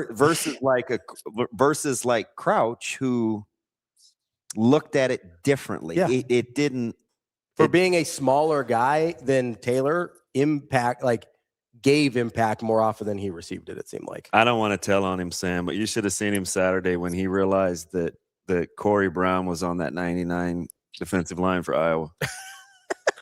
Is one of the greatest facial expressions I have seen off the cuff. He was so shocked because I love just talking to him. He's just he's just a guy that people know, right? I just honk for anyway, but he's so he doesn't pay attention to he just doesn't get caught up in the history and the nostalgia of it, right? He's just kind of he's about as regular a guy as you're gonna get. And when I told him that, he just was like, "Wait, where? That guy?" It's like it's almost like a little kid. The wholesomeness of it was spectacular, man. I almost just wanted to give you. I'm like, man, can I hug you? I'm glad you're a regular person. He's a good dude, man. It's kind of funny. He's pretty great. That was a memorable day. I was at that game, and it took like 2 more games before Eric actually won the job back, but he won the job with that one run, and everybody kind of knew it. But it took 2 more games. But you know what's funny about that? I remember this vividly because I was pouting trying to get another job after leaving Carolina. It was early morning, so this is probably 11:45, and I was at McKenna's Blues, Booze, and Barbecue on about 74th and Pacific with like 3 other people, and my buddy bartending, giving me smoked chicken nachos, no beans, watching Crouch just truck stick guys. Yeah. Yeah, that's memorable day. I remember like it was yesterday. And that was, just so we're clear, that was like 4 or 5 days after the whole big thing, so like everybody was kind of wondering what was going to happen. And and Bobby played fine that day, but that was the play of the game. And I'm sure Crouch enjoys watching a mobile quarterback. Now, here's the thing. Nebraska fans are very accustomed to watching great runners, whether it's Crouch or Frazier or even Tommy Armstrong. So, I'm guessing that, most Nebraska fans, they remember Tommy really well, and they probably remember more fondly than they treated him when he was here. And they remember what Tommy used to do. And so, Calandria will remind them, I think, to some degree of Tommy. I don't know. Taylor didn't take great shots, but he also made, a lot of memorable runs that, are hard to forget. So what you're hoping is that Calandria is able to do some of that. But I also suspect that he's going to be a guy that is like a Joe Gans, where he kind of buys time and tries to make plays outside the pocket. And he's probably going to make a couple of mistakes, but he's also going to make some plays that other people couldn't make. And I think Nebraska kind of needs that. Watching their offense, the last couple of years with Dylan, it's not that Dylan was bad all the time. And that's gotten kind of twisted a little bit. I mean, he was pretty good for a freshman and a sophomore. But the thing that they were missing is many times things could not get off schedule and work. Occasionally he'd make a play, but a lot of times if it got to 4 seconds and the ball hadn't been thrown, nothing was happening at 7 seconds other than him getting sacked. And so the thing that's going to change, whether it's Calandria or Latif, is, okay, the ball was snapped 7 seconds ago. The ball hasn't been thrown, but he's not sacked. And something's happening. Downfield, maybe he's running, maybe he's throwing, but something's happening. And I think that's the piece that Nebraska needs, because somewhere in there, they've got to find a way to get a couple of more explosive plays. They were not a very explosive team last year, and they need to get more explosive. That's Sam McKewon from the Omaha World Herald. Sam, appreciate the time as always. Great stuff. We'll talk to you next week. Take care, sirs. Thanks, buddy. That is Sam McKewon from the Omaha World Herald. Crouch is one of my... Yeah. Well, and I love him. So we spent, I'm not kidding you, 25 minutes talking about sleep. Does he have any advice for you? Yeah, he sent me a deal. Can I help you out a little bit? I said, when we're done, this is it's forever. Yeah. But he has this cool thing that he's got hooked up with his bed. And we're just in our own little world, because I just enjoy it. We almost never talk about football. Yeah. It's always something else. He's just a regular dude. The kids, and he had on this great flannel, and he had his hair slicked back. I was like, dude, you make being comfortable cool. He's like, what, man? I got a good night's sleep. I got a good night's sleep. What do you mean? He's like, look, let me show you. So he's got this device that he's like, I can't afford it, man. It's $1,800. Yeah. But he's like, look, DB, $1,800 for your sleep. I mean, come on, man. What are we talking about? It's priceless. Imagine how much better you'd be with a good night's sleep. I was like, what? I'm bad? Bad? No. I'm not saying that. But imagine how much better. Imagine how much better. He's great. I was like, I love you. No, he's awesome. Yeah. I can't wait for, because everybody's gonna have these hot takes after the spring game. I can hear it now. Right? It's we're gonna say this and say that. But I if anything, I will say this is a ideal year for the spring game to look at, unless you're watching the offensive line or wide receivers. This spring game will be about individuals, because I don't think we'll have a good enough grasp to speak intelligently on the concepts. Yeah, that's fair. Right? And it's a new install, a lot of 4 down. Kenny, I should send it to you. I don't want to get too distracted on this. Can I be honest with you? I think most people look mostly at individual stuff anyway. It's an 8 sleep pod. When we're looking at whether it's practice, scrimmages, games, whatever, I think most of the time, most people are looking at individuals because unless you know ahead of time what they're trying to do from a concept standpoint, you can't look at much else. Yeah, it just, I don't know. It's fascinating. I had to almost apologize because I think I normally don't say anything, but I got caught up with Coach Snow, and I felt like I got smarter by the second. But I think getting back to playing 4 down and what happens with the linebacking core and guys behind that, philosophically, it's going to be different. He says, but the one good thing is, and it was just a good reminder that he said, in Tony's second year, they were 4 down like 65 to 70% of the time. Yeah. But the only downside of that is a lot of those guys weren't around. Yeah. So I'm fascinated. I just learning a little more. I think we're going down as a staff tomorrow. And then they have a break coming up. Yeah. And then they get back at it. But I liked Coach. See, it's like Hoiberg. Coach I don't know what it is with the Orich and the Hoy. Yeah, it's the O and then the. But then when I Hoy. say coach, it's like Coach. Yeah, it's like Coach Orich and Coach Hoiberg. Like, if you get a good night's sleep, you could probably get past that. Give me $1,800. You'd get a lot of TikToks in too if you get a good night's sleep. Would I miss TikTok? It would be worth it. I haven't been really messing with TikTok too much. Sid says, I've been hearing Sua a lot on this show and then hearing Orich bring him up. Sounds like you guys know what's up. This has been a very pro Sua Latofu show. Yeah. Sid, if you'd like, we'll shoot you straight. We'll keep it a buck with you. He's explosive. Yeah. I just liked last year how he committed to changing his body. Yeah. Like he's explosive. I love the follow-up question the other day. Shane, it is clip. It's like, ooh, or do they want to do football? Do they not want to talk football? Like he mentions just something in passing.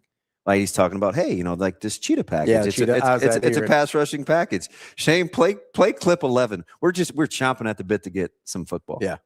Just our 4 best rushers, our 5 best DBs in coverage. So our cheetah package is what we call when we're hunting the quarterback a little bit. And so there's an ongoing battle. Everybody wants to be on cheetah, man. No one wants to be left out of cheetah. So we evaluate all those one-on-ones, who can corral AC, the quarterback, and we'll see who it is. Shane, from that, play clip 1. Well, Anthony can make a lot of things happen with his feet. I think he's been a real test for I would say really everybody in the program to live to the extra length of the play. And obviously he extends plays with his feet, and so scramble drills become a huge part of the day-to-day process. And honestly, it's been great. It's been great. We've seen our guys really developed offensively to it, and our guys defensively really I would say expedite their learning of our plaster technique. But yeah, he's a handful at times. By plaster technique, he just means in scramble drill, get sticky. Who's next to you? Stay right there. Yeah. Grab the closest guy in scramble drill. I told you just in passing the other day, how I was talking with some of those guys in the secondary. There is no, the ability to play field and boundary safety with a mobile quarterback. You better be able to do both. Yeah. Because it's a handful. Let's I've got a question for you. Let's take a quick break first. What if I don't want to answer it? Well, then it'll be a short segment. That's you're gonna say, no, you're gonna answer. That's DP. I'm Ravi, Lulla. We will be back. More Hurrdat Sports Live coming up next.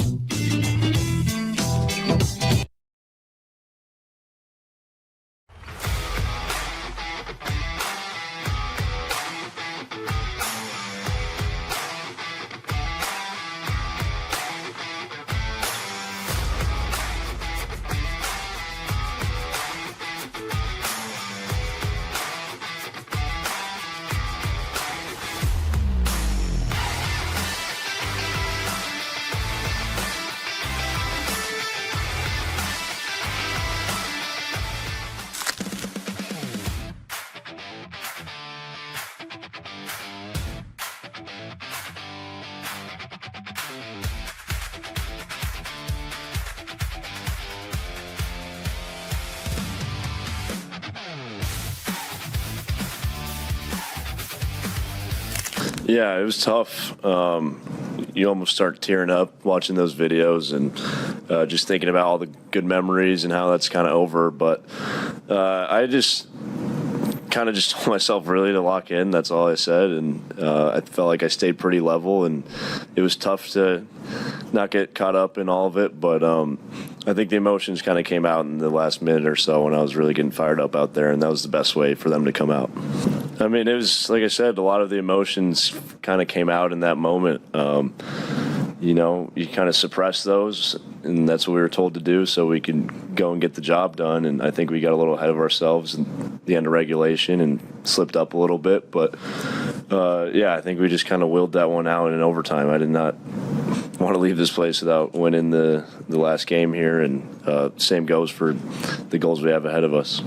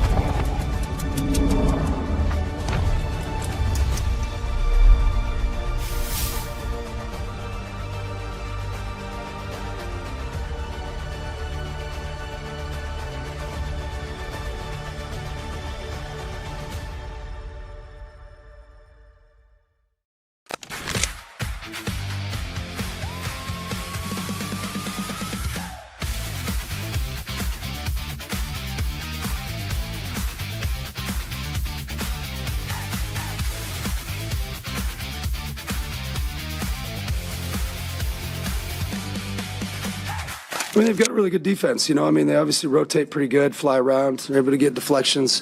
I just thought our offense was really inept too, you know, kind of both. Sometimes you just got to be able to get to that next action, get off the ball, and continue. That's what we have to do. Like, that's how we have to survive. And we had a pretty good game plan coming in. I think we probably tried to risk a few too many passes, and that's just not what you need to do. You just have to really simplify things and make sure you make the easy pass. And I didn't think we made many easy passes tonight. And then, you know, we did miss some good looks. I thought in the first half we had some good looks from good shooters, and you know, didn't knock them down. But again, credit to them and their execution of their game plan.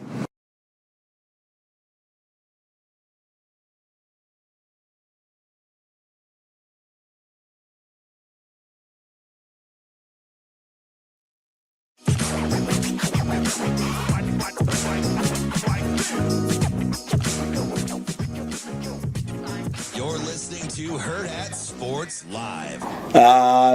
I probably shouldn't say, but there are some guys that stand out to me. Jasir and Jones. I think Nawari can really rush. Inside, I think Sua has some twitch, but we haven't laid out that depth chart yet. It's fascinating. Welcome back, Hurrdat Sports Live. That's DB. I'm Ravi. Lulla here at Hurrdat Sports headquarters. What's up, DB? How we doing? Dude, so I just forwarded my boy Crouch's message. Yeah. Look what this dude did. The pod? He's buying it already? He didn't just buy what he sent me. He like went whole kid and caboodle. It looks like he went the extra. Look, you saw what you see my response? I said, damn, man, must be rough. Fudge.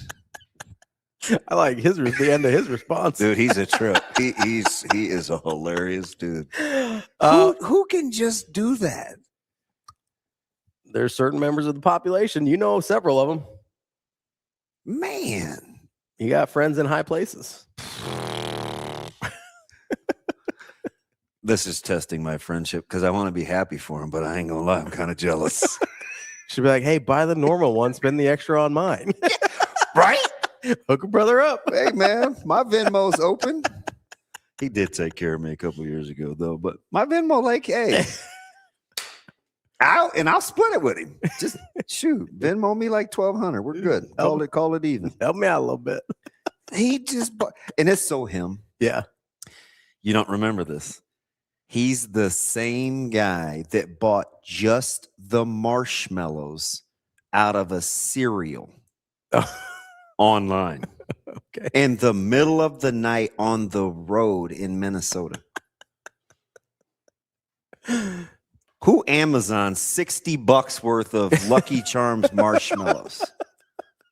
Suave, it's like I raised my hand. Man, so he was at Rico's at Costco this weekend with the wife, and he's apparently they're giving out free samples of Baja Blast. First off, it was Sam's Club. Mountain Dew. Oh, okay. Go ahead. Oh, Sam's Club. Sorry. I've never been in Sam's. So it's a flavor of Mountain Dew, and he's a huge Mountain Dew guy. So they're giving out flavors, and he's just making laps, taking like 6 different trips to get his free Baja Blast. And then what'd you eat? They were giving out like little burger patties. It wasn't like a burger on like a bun or anything. It was literally just a burger patty, and she just cut it in half, and I just had half a burger patty and some Mountain Dew Baja Blast shooters. And I got about 6 of the Baja Blast shooters before they shut down the thing, and she left. I was going to keep going. I didn't know how many I could get before she told me to stop.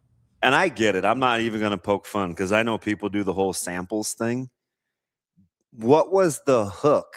Or were you just hungry with the burger? Like, was it? It smelled good. That was the hook. Oh, really? It smelled good. He said it smelled good. I just wondered, like, it was. I'm always looking for. Now, I would get into like the macros, and you're going to roll your eyes and be like, "You ruined the fun." But I'm always looking for a good, quick protein. If you come across any, you know what I mean? Because that 30 grams protein drink that I drank does not sit well with my. I feel like I got off a roller coaster. Yeah. Oh yeah. Get a little queasy. Team queasy. So I got a question for you before we get to Steve Gardner here at 9:00 to talk a little baseball. And it has to do with Anthony Calandria and just sort of mobile quarterbacks in general. Okay. So this might be really, really dumb, but I'm going to ask anyway because I haven't heard anybody talk about this. I know we talk a lot about extending plays, and that's not what I'm referring to here. But when you've got a mobile quarterback, how much easier is it to, I don't know how to phrase this. How much more open can your receiver seem just because he can change the angle from which he's throwing at along the line of scrimmage? Does that make sense? Mm-hmm. Like if you're Dylan Raiola, you're standing from essentially the same spot and throwing all the time. And your defense is designed to stop those angles, right? The angles in which he can throw the ball from. Okay.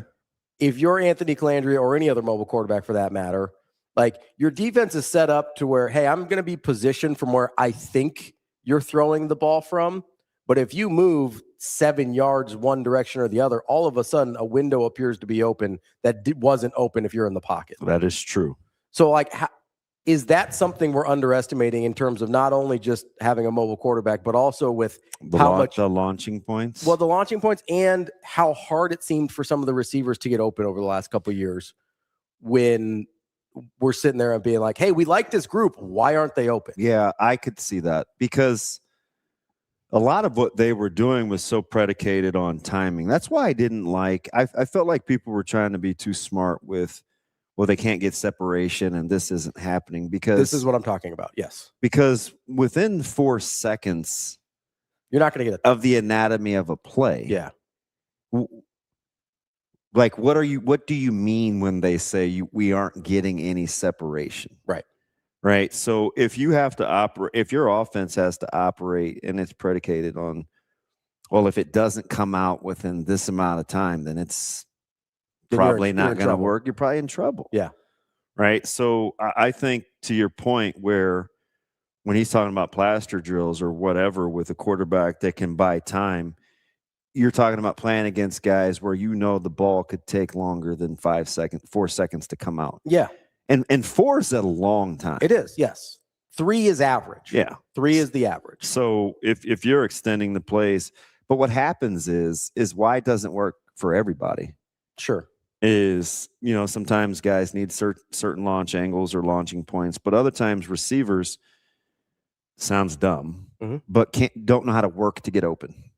Yeah, that's what it sounded like they were talking about. Right. With When it's a little off script and working to get open is something altogether different than just like being able to run a dig, or you know what I mean? Like we saw a couple of times last year where Barney kind of settled down, and once Dylan bought some time, he could throw a ball back across the field, and it's like, well, how is Barney so wide open?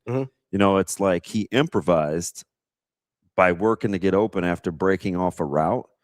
Or, it's always good when it comes out on time and it's rhythmic, but when you add a new dimension like that, it's really, and I've seen it a couple times this spring where you don't want to do it, especially as a guy that coaches defense. Like you don't want to tip your cap, but sometimes you got to be like, hey man, get him down to the ground, Riley, make another play. Like come back to make another play. I mean, a 4 or 5 second scramble and a guy puts it on the dot on the sidelines. Like it's disheartening, but not a lot you can do. I mean, WTH. Just make him do it again. Yeah. So this is one of my things that I feel like is going to be, Sam was talking about hot takes people are going to have coming out of the spring game. Yeah. One of the hot takes I think people are going to have coming out of the spring game is, oh man, the receivers are so much better at getting open.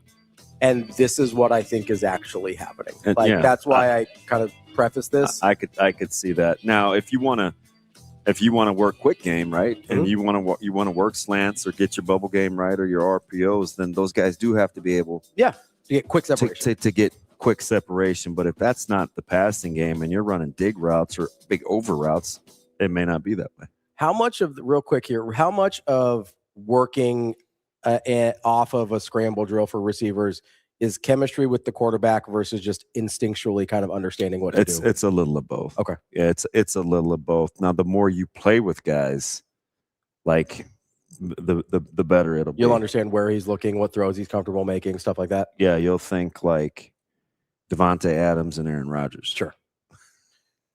Fair enough. Hey, I would take it. Let's take a quick break here. We'll get to Steve Gardner. He's from USA Today. We'll talk a little baseball as we've got the World Baseball Classic going on and Major League Baseball right around the corner. That's DBM, Ravi, Lulla. It's Hurrdat Sports Live. Yeah, I thought they handled the emotions of the day really well, and it was emotional. It was emotional for a lot of guys. I saw it in Rink. I certainly saw it in Sam. I got emotional out there. It was a those guys have done so much for us, and let me give a quick shout out to Kendall Blue, who I'm telling you, his attitude throughout this entire process has absolutely been phenomenal. And Kendall's a hell of a player. I mean, he's got a long career ahead of him. So Kendall, Jared, who's been in and out of the rotation. Obviously, I thought Jared gave us good minutes out there today, and then Jamarcus, being here for a year and coming back, or 2 years and coming back. I mean, it's just. These guys have done so much for our program. So, to have to handle the emotions of the day, which I know is a big part of this night, it says a lot about them. Not only is the type of players they are, but the type of people and the type of character that they approach their daily lives with. So, really proud of all 5 of those guys.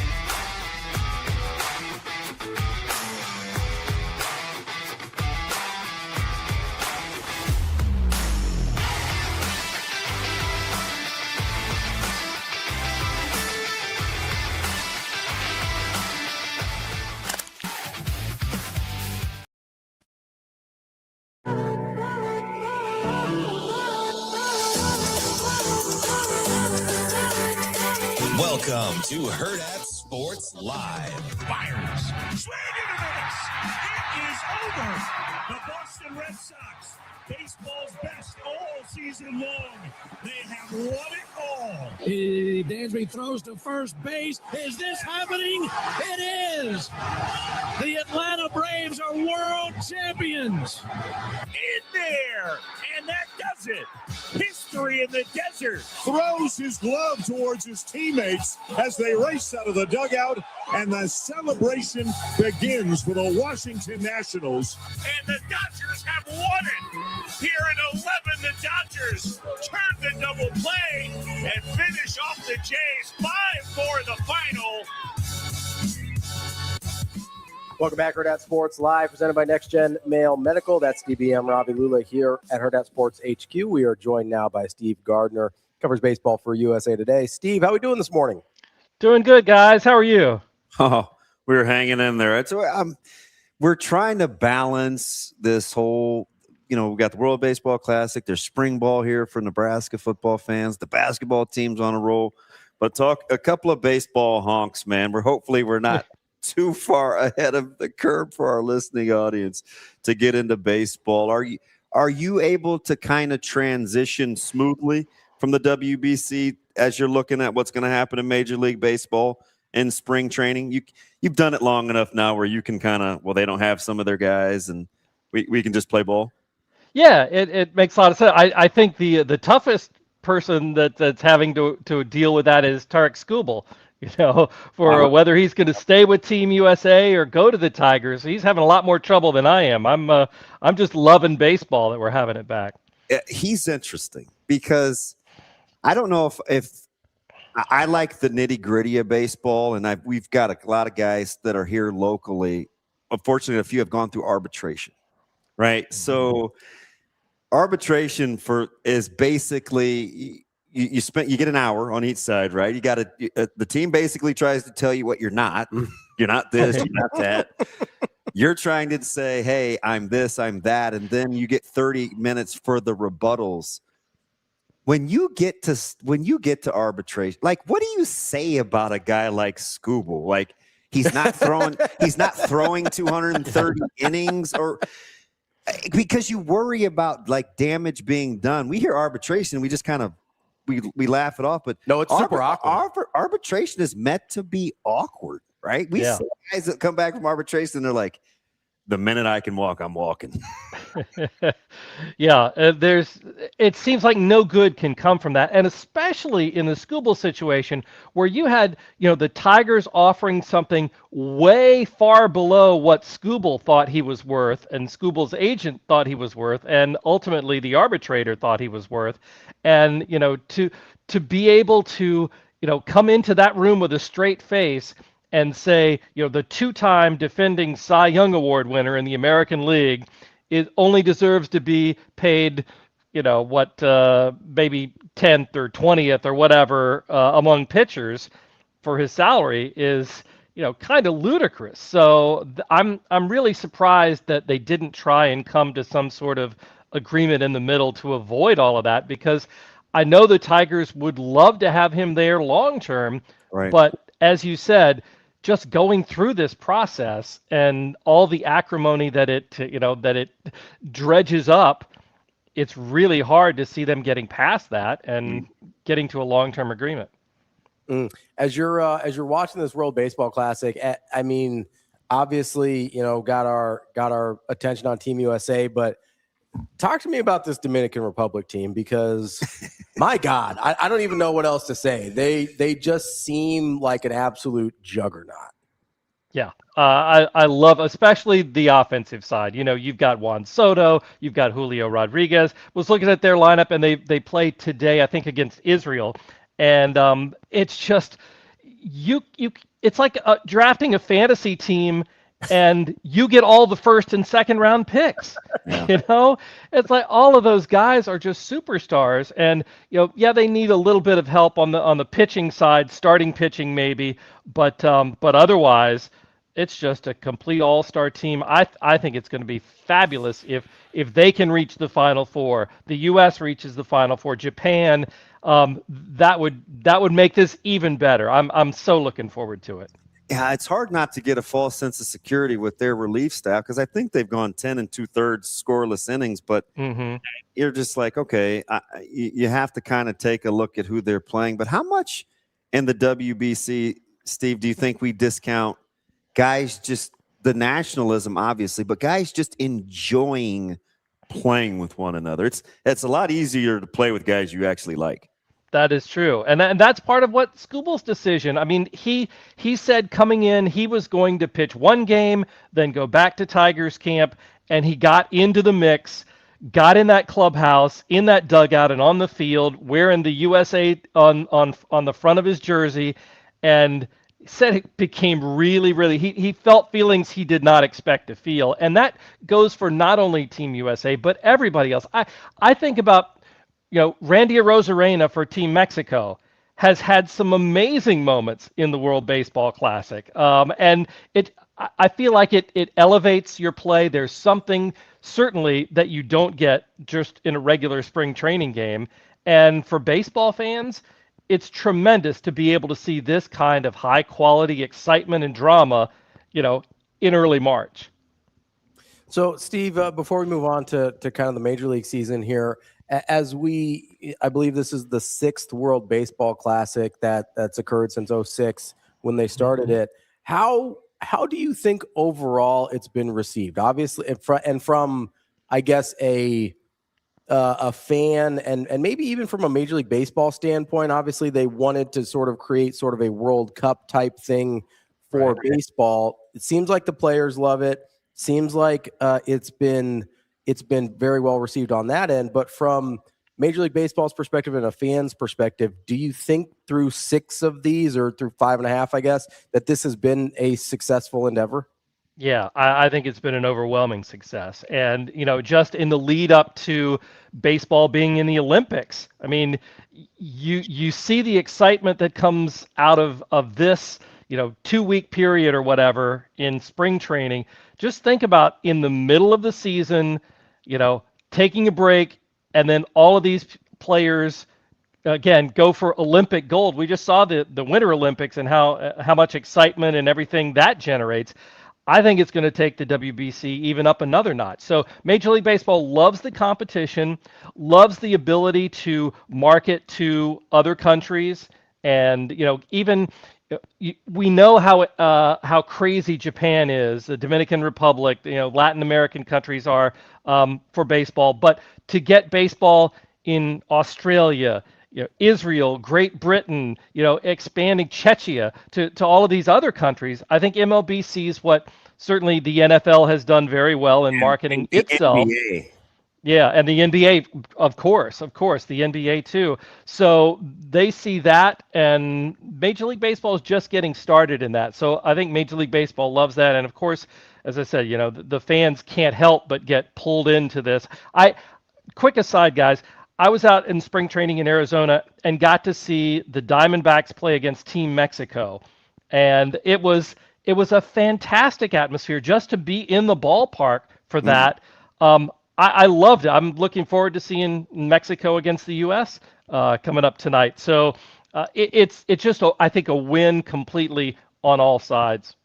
Steve, do you think we underestimate? This is on the heels of, this is a sidebar deal. I was getting into these discussions of ranking commissioners last week. And, around here, right, dab smack in the Midwest, if you're not in Denver or somewhere, it's like, the NBA, and you turn your nose up at it because we don't really enjoy watching the product on television.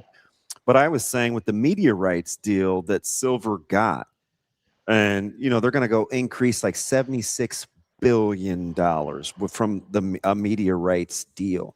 When you're looking at Major League Baseball, the Major League Baseball Network, you're right there, dab smack with ESPN now in terms of the collab for the viewing services.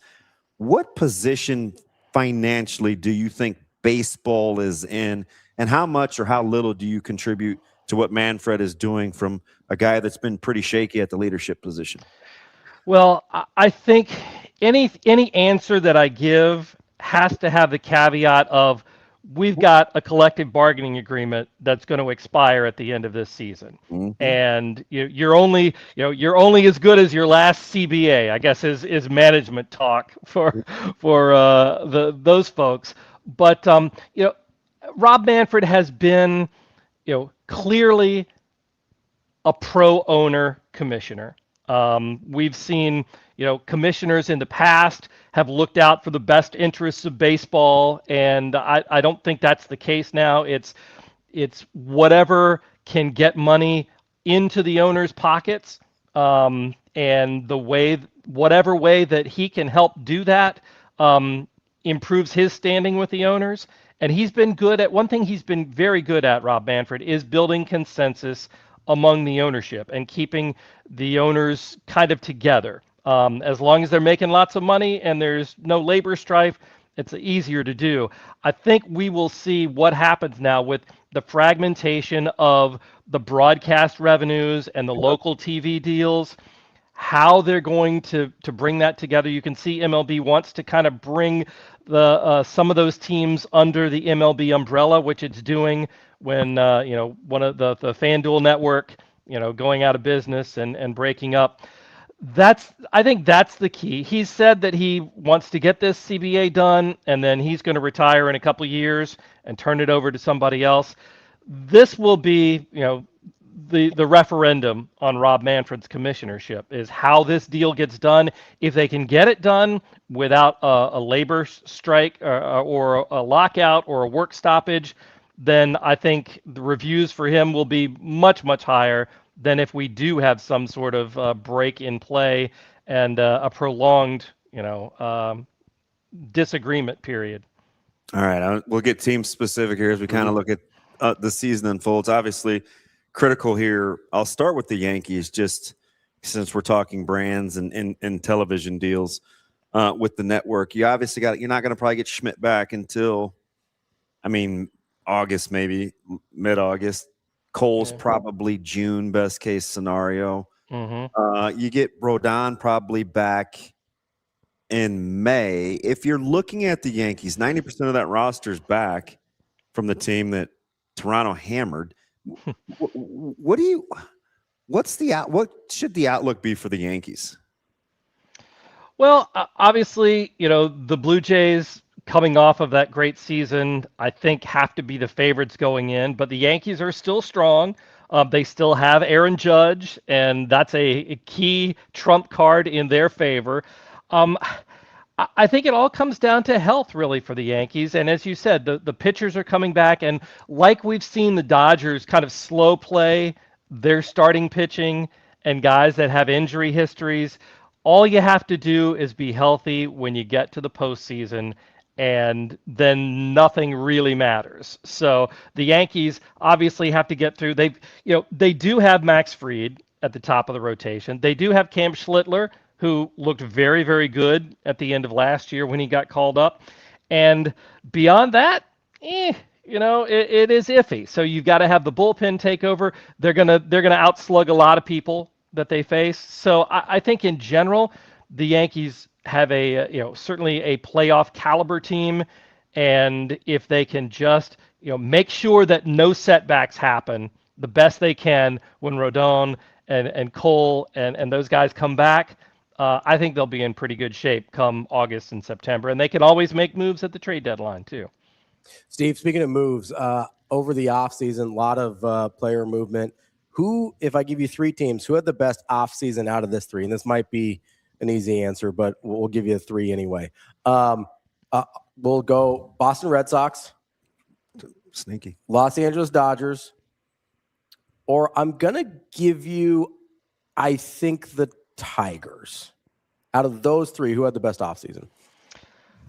Well, obviously the Dodgers, they got the most high-profile guys. If you look at where could they possibly improve, well, another bat in the outfield. Okay, great. Let's get Kyle Tucker, the best hitter on the market. And yeah, we could improve the bullpen a little bit. We got plenty of starting pitching. Let's get Edwin Diaz, probably the best closer on the market, maybe the best closer in baseball. So you can't say that the Dodgers didn't have mission accomplished in what they tried to do.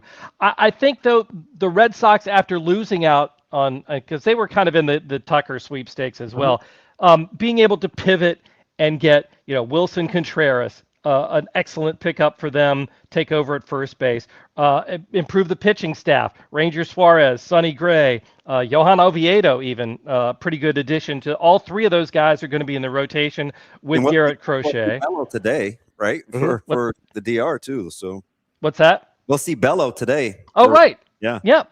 And that's a pretty quality number, whatever he slots in, number 4 guy there. Probably, yeah. Yeah. So, I mean, I think they did a solid job of a team that was already pretty good as well. And with the young guys, Roman Anthony and Marcelo Mayer, those guys coming up and getting better, I think the Red Sox are going to make some noise in the AL East along with the Yankees and the Blue Jays. So all of those teams, the Tigers as well, just having the Scooble thing out of the hanging over their heads was a good thing for them finally, and he's staying. He's not getting traded, so that's important for them. The Tigers have as good a shot as anybody to win the AL Central.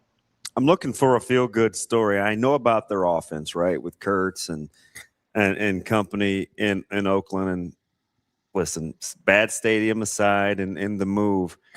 Can you envision a world in which Severino bounces back, or they get a good Springs, or Jacob Lopez is okay? Can the A's get enough outs to be an interesting storyline with which probably a top 10 lineup in the league? That's a great question, and judging from what I see so far right now, the answer is no. But I do love that offense, and they seem to be invested. They understand what they need to do in getting some of those younger guys locked up into longer-term contracts, Jacob Wilson being one, Lawrence Butler being another. And then, obviously, Rookie of the Year, Nick Kurtz, what more can he do? He was just outstanding last year. So you put him in that lineup as the focal point and the complementary bats around him. That is, and especially playing in that hitter's paradise there in West Sacramento, that's going to be a really exciting, get your fantasy teams, get as many of the A's as you can, because that's going to be just an offensive show. Problem, though, as you said, who's going to get the outs? Are the pitchers going to be able to do that? And right now, I need to see them do it on a more regular basis. Severino is a veteran, but he didn't have a great season last year. And the bullpen is a bunch of, no names, if I can say that, and be generous. So somebody's got to emerge in both the starting rotation and in the bullpen, and more than one person to make them, contenders. I think they'll be interesting to watch, but I don't think they're going to put any fear in the rest of the AL West. Steve, I just got to ask about the Diamondbacks here for a second, because a couple years ago, they lose the World Series, and I think everybody looked at them and they go like, look, they're young, they're talented, they're on the way up. Like, A, what happened? Health. And B, are we ever going to get the version of this team that we thought we might? It seems like it's an uphill climb for them in terms of trying to compete in the same division with the Dodgers, number one. So you're going to have to see them very, very often. And then the willingness of the team to spend money. I mean, there was talk about trading Ketel Marte over the offseason. He was the hottest trade name for a good while until they finally said, no, we're not going to trade him. And that just, if they're thinking about trading their best, one of their best offensive players, then what could they possibly be trying to get in exchange for him? So I think this is a team that has potential. Corbin Carroll, probably one of the best outfielders in all of baseball, but he's been slowed by Hammett bone. Broken bone there, and so this team is just one that they went out. They got Nolan Arenado to play third base, on his last legs. If that's how you're plugging holes, I don't really see them as serious contenders. Although, it seems like they're kind of a bit like the A's. The offense is going to be pretty good probably, but the pitching probably not going to be able to hold up over a full season.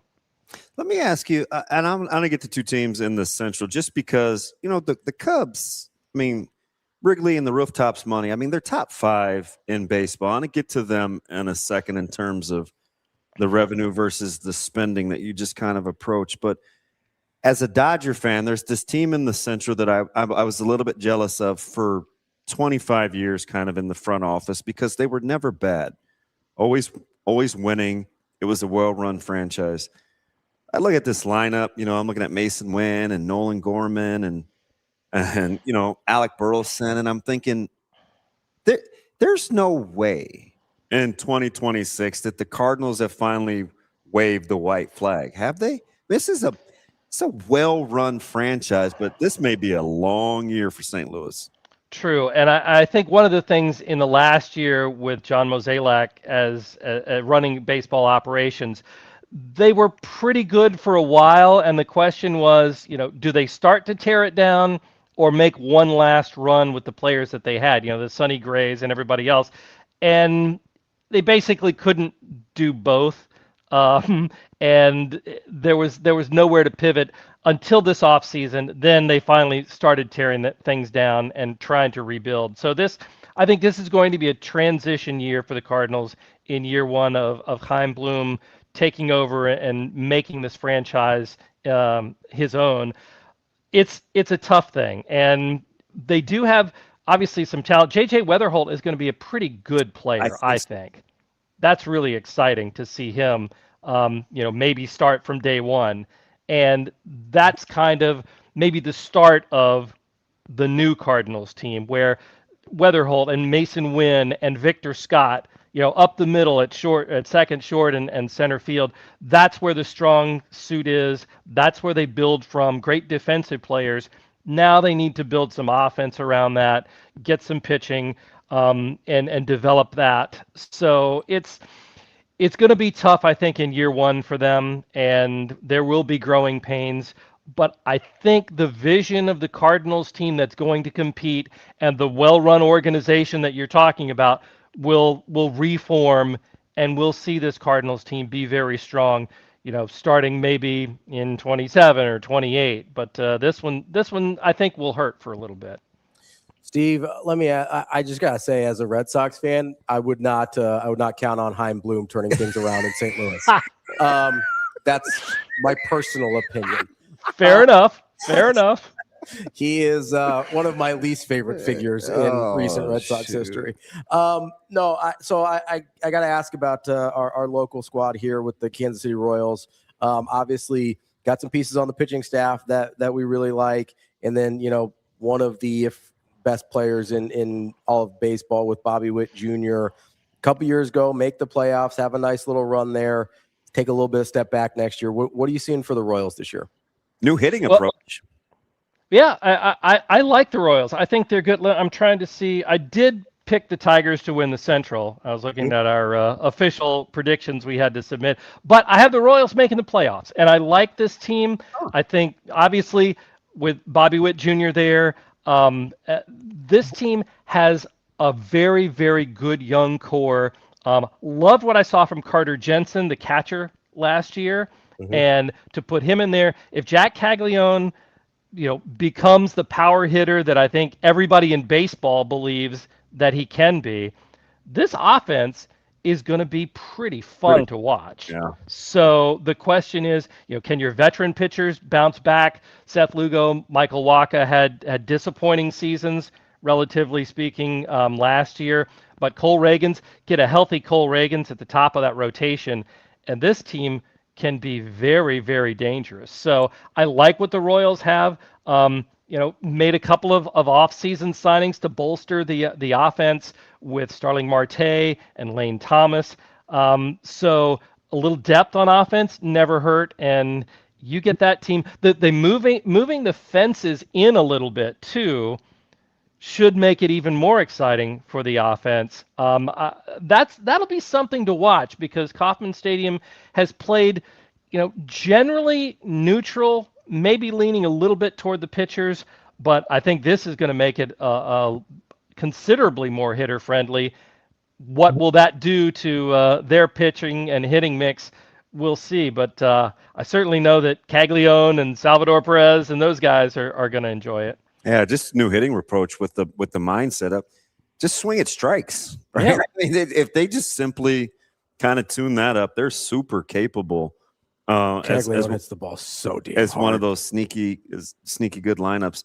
Let me go back to the Central and stay local here with a flavor with the Cubs. Do you look at them versus the division they're playing in, or do you look at this as a team who inexplicably lost the ability to score runs 2/3 of the way through the season last year, and that should bounce back? How do you look at the Cubs? No, I think they have to be considered the favorites. I mean, just because they got better with Alex Bregman, he brings a different flavor, a competitiveness that maybe they didn't have last year. I don't know. I think it's one of the things where certainly Bregman has always been on a playoff team. He's had that kind of experience, whether causation or what, but he's on those playoff teams every single year and in the playoffs. So there has to be something to that.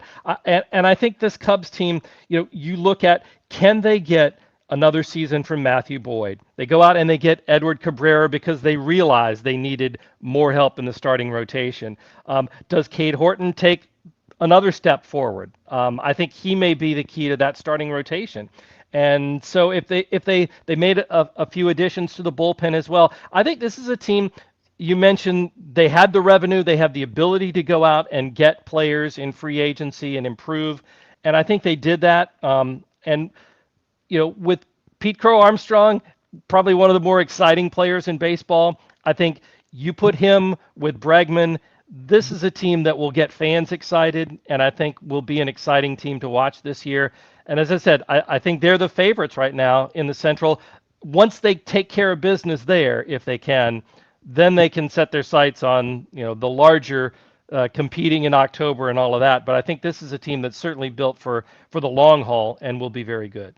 Before I move on to the Brewers, let me ask you with regards to the Cubs, because he was a throw-in addition, and then he got off to such a good start when the rest of that offense, he wasn't a throw-in. But remember this hyphenated last name, and not to go all sensitive for the Red Sox fan, but with Crow Armstrong, for you, when you look at him, who do you think he's capable of being?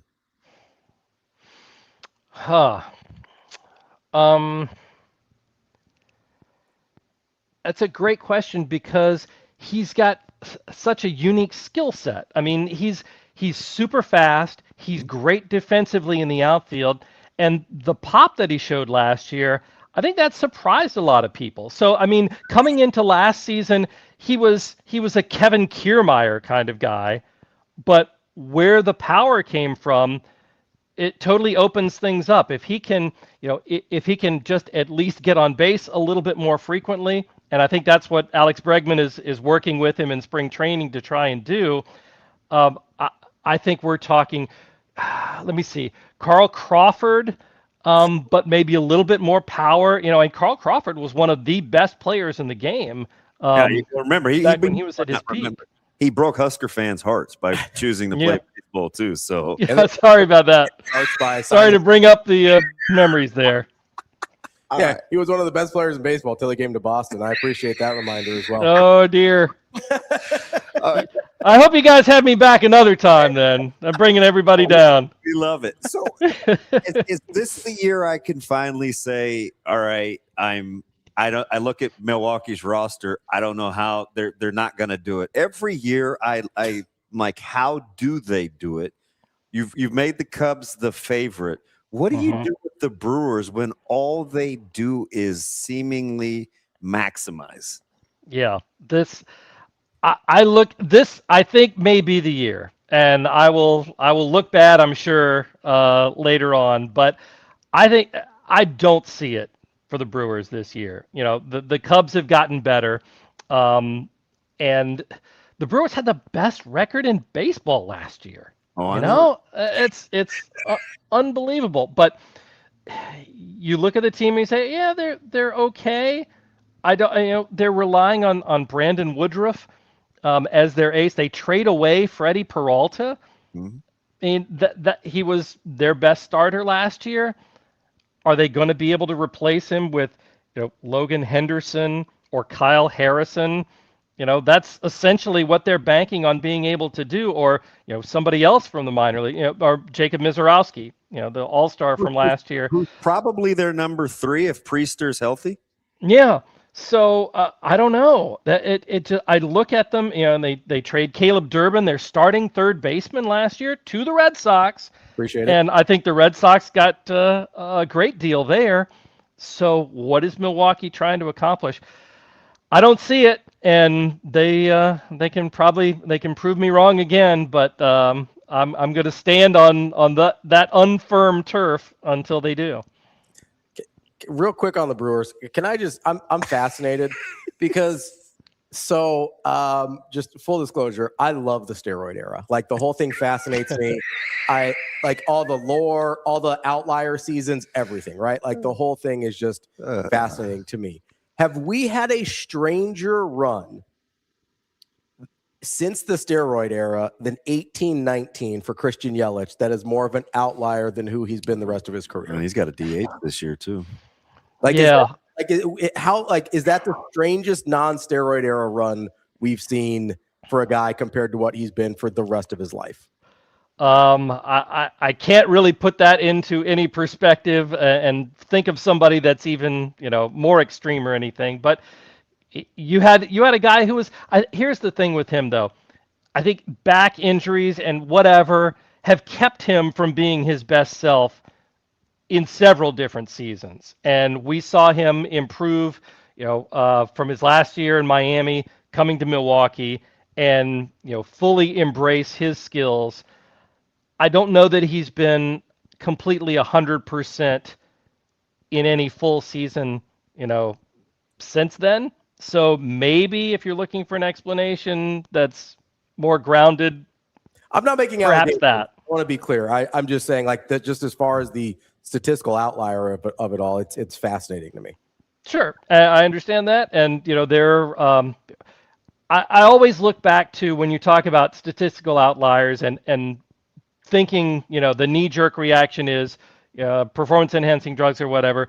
Where did Roger Maris? Where'd those 61 home runs come from? For sure, yes. So there have always been outliers. It's that so many factors are involved that you have no idea sometimes. Let's kind of go rapid fire here. All in or all out on some trendy dark horses this year. All in or all out on the Reds? I'm all in. I love the young pitching staff that they have, and the hitting can be even better. Watch out for Sal Stewart to be a Rookie of the Year candidate. All in or all out on the ability for a team like, they're not really a dark horse, but do you like the Astros? I'm lukewarm on the Astros. So if I had to pick a side, I'd probably say out. I think it all depends on Yordan Alvarez staying healthy, whether they're a factor or not this season. What about, they're in the division of the teams that I cheer for, and it's an even year, so I'm not sure if I should be worried or not. What about the San Francisco Giants? Such a wild card. I mean, to have Tony Vitiello come in from the college ranks with no major league experience and try and win over the clubhouse and manage in the major leagues. I have no idea what to expect. That should be a fantastically interesting experiment there.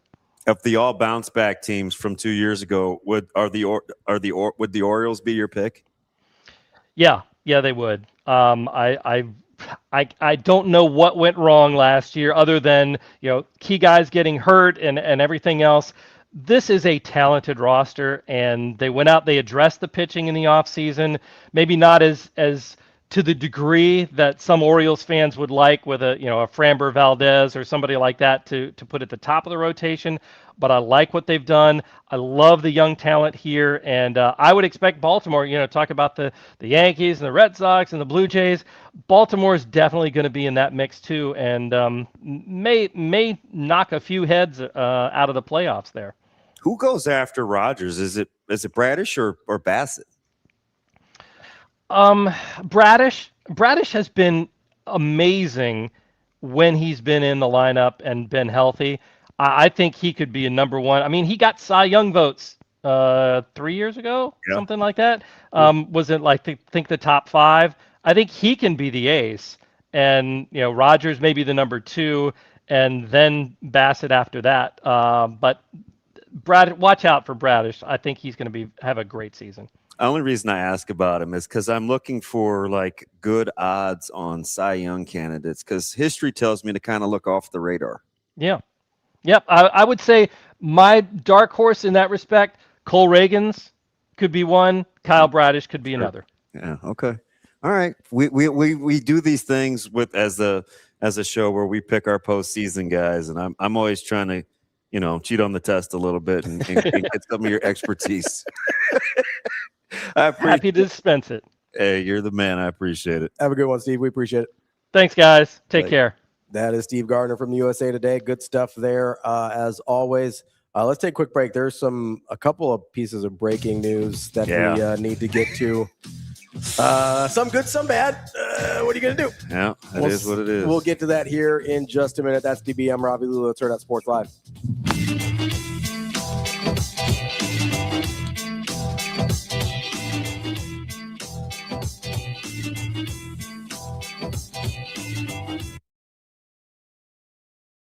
Yeah, I thought they handled the emotions of the day really well, and it was emotional. It was emotional for a lot of guys. I saw it in Rink. I certainly saw it in Sam. I got emotional out there. It was a those guys have done so much for us, and let me give a quick shout out to Kendall Blue, who I'm telling you, his attitude throughout this entire process has absolutely been phenomenal. And Kendall's a hell of a player. I mean, he's got a long career ahead of him. So Kendall, Jared, who's been in and out of the rotation. Obviously, I thought Jared gave us good minutes out there today, and then Jamarcus, being here for a year and coming back, or 2 years and coming back. I mean, it's just.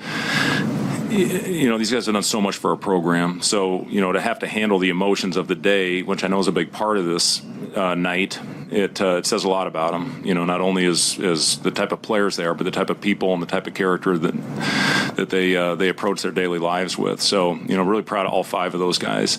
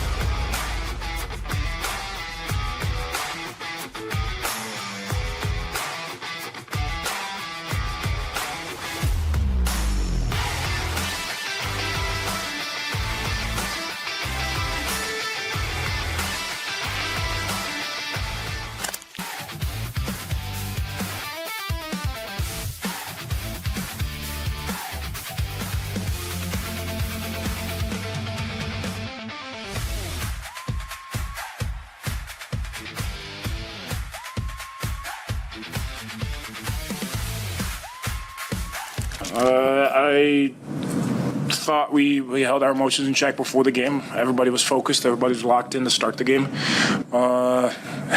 You saw that we both game planned very well. A little rough start on offense, but both defenses were locked in. And then towards the end of the game with the crowd and everything, I'm proud of the guys, the way they handled, especially going into overtime and staying poised and taking care of business in overtime. It's pretty open, so it's one of those where you have to shoot it, and felt felt confident, stepped into it, and just knocked it down. I told him in the second half, like, hey, we're going to need you to knock one down because they were kind of helping off of him. And he came up huge in that overtime. Like, yeah, I was so glad you hit those threes. That made me so happy. Yeah, no, he was great. He was great.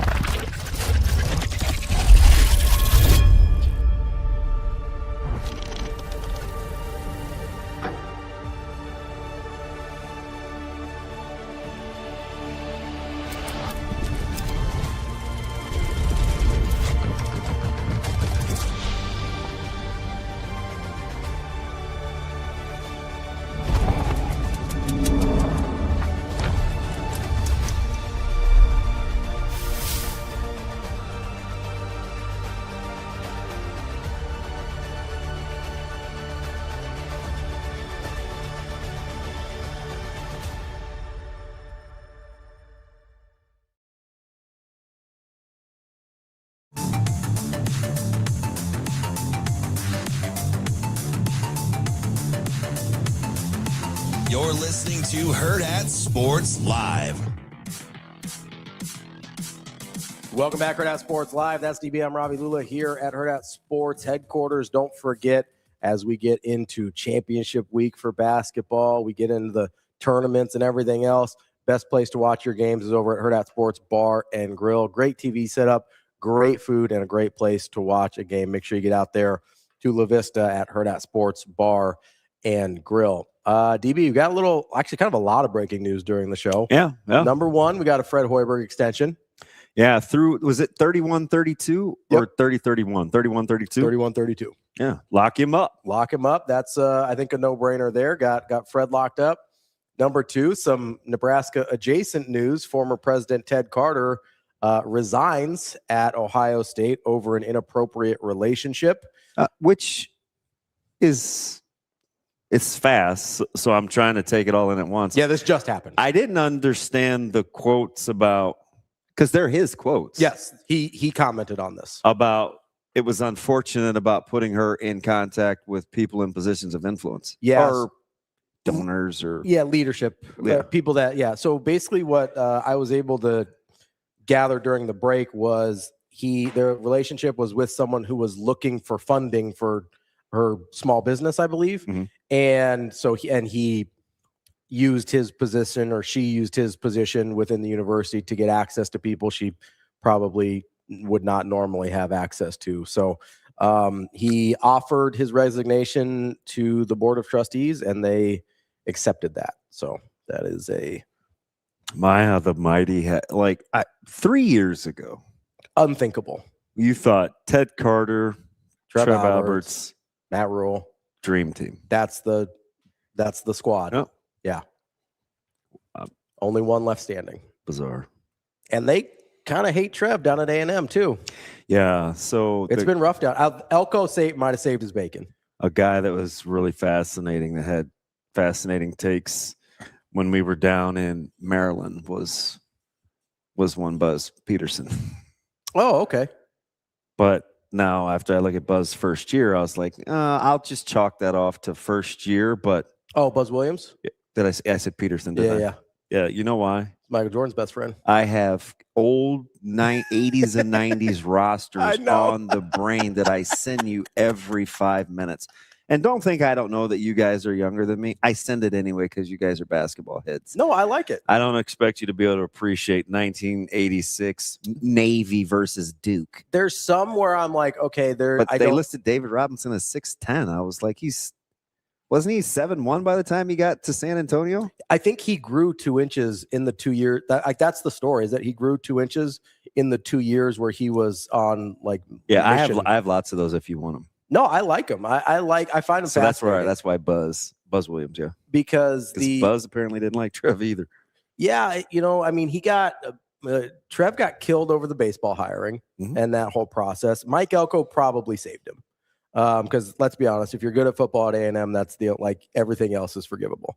So Elko likely saved him there. But if you had 3 years ago said, honestly, if you had 3 years ago said the last man standing at Nebraska would be Matt Rule, he probably wouldn't have been my odds-on favorite. Not that I thought he was going anywhere, but out of the three, I'm not sure he would have been my favorite.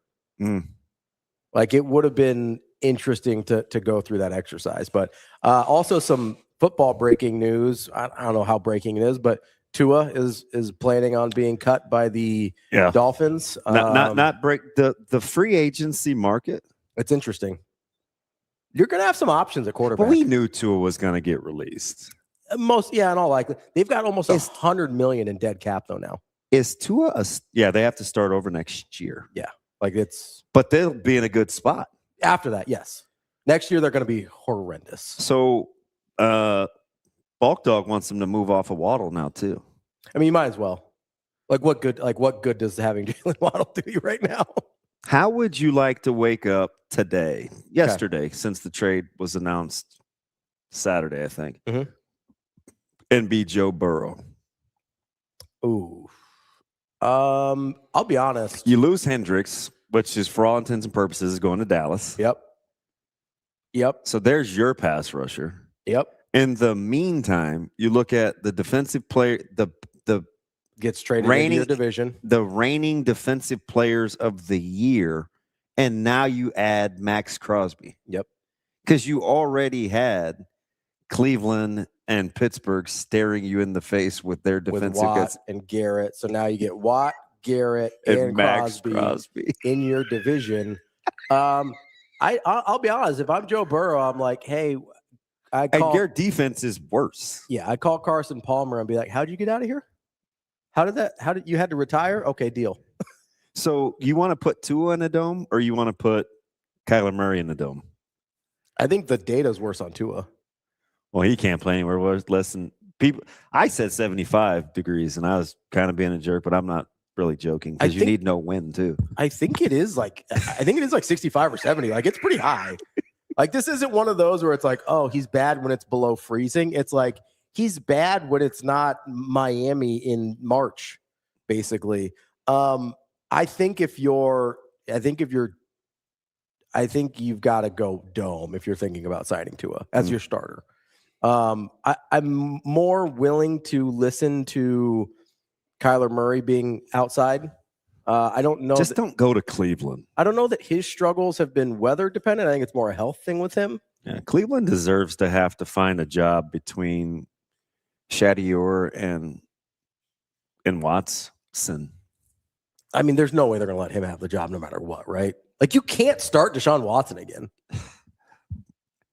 Right? That's Cleveland. Can you?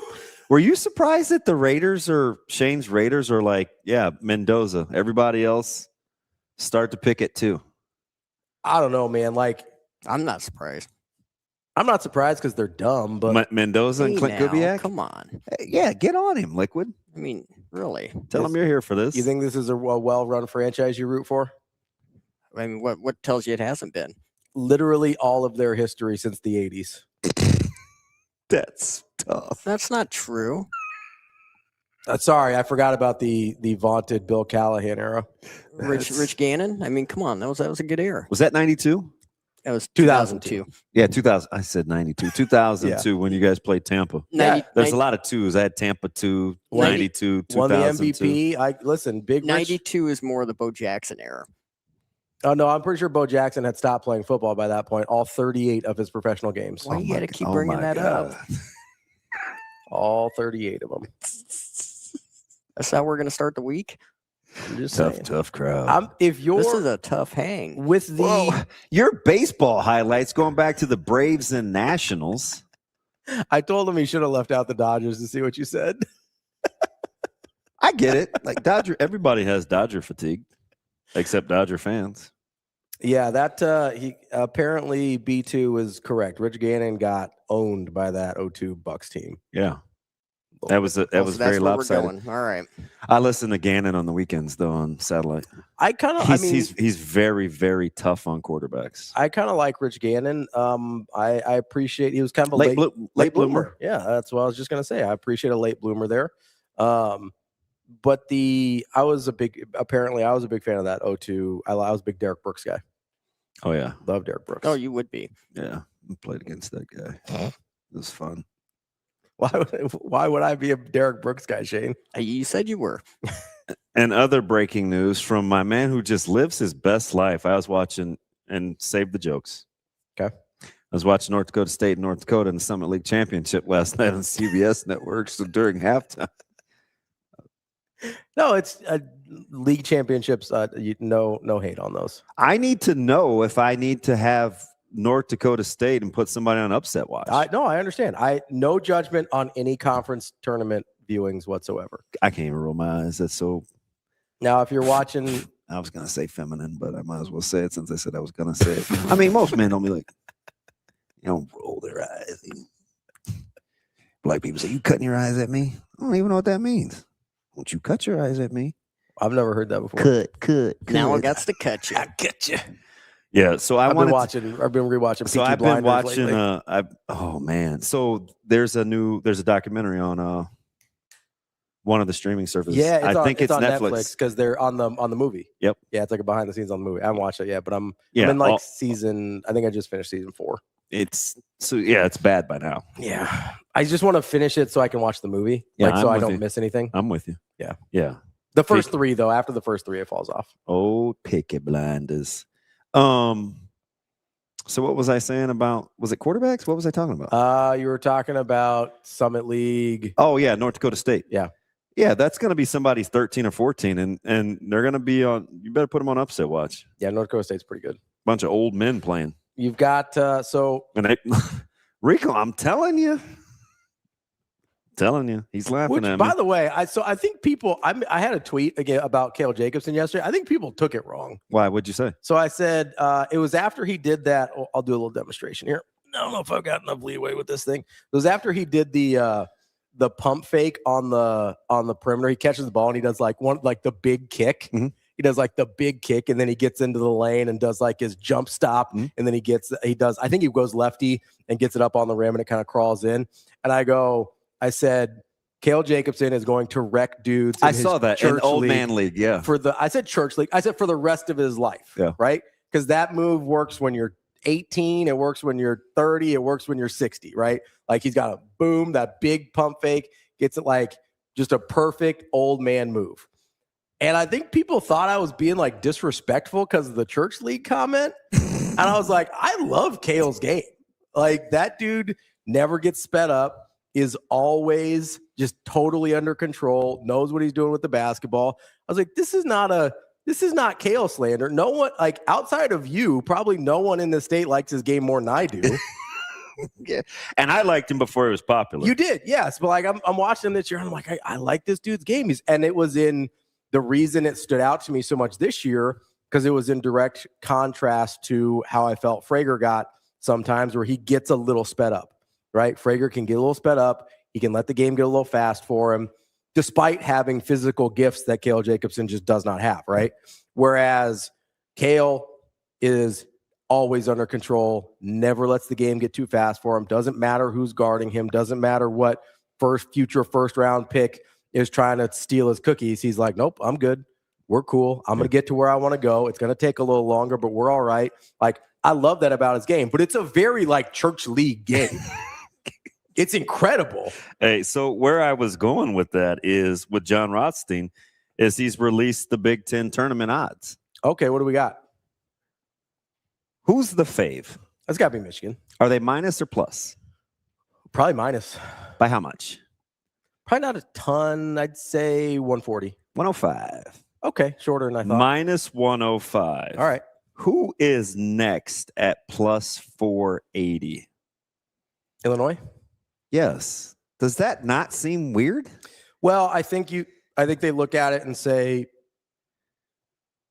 Illinois is the second best team. Not every that Illinois is or Michigan's a bad matchup for Illinois. Yeah. I think everybody else just looks at it as Illinois is the second best team. That's our second. That's our. Okay. I think that's how people are looking at it. Okay. Who's next? People are in love with Michigan State right now. No, it's going to make me mad. So you know who's next. Who makes you mad? Purdue. Correct. That's stupid. That's dumb. So watch Purdue just go on this prolific run. That's fine. I almost had a mini meltdown with Sam. I'm like, do you guys not watch Purdue?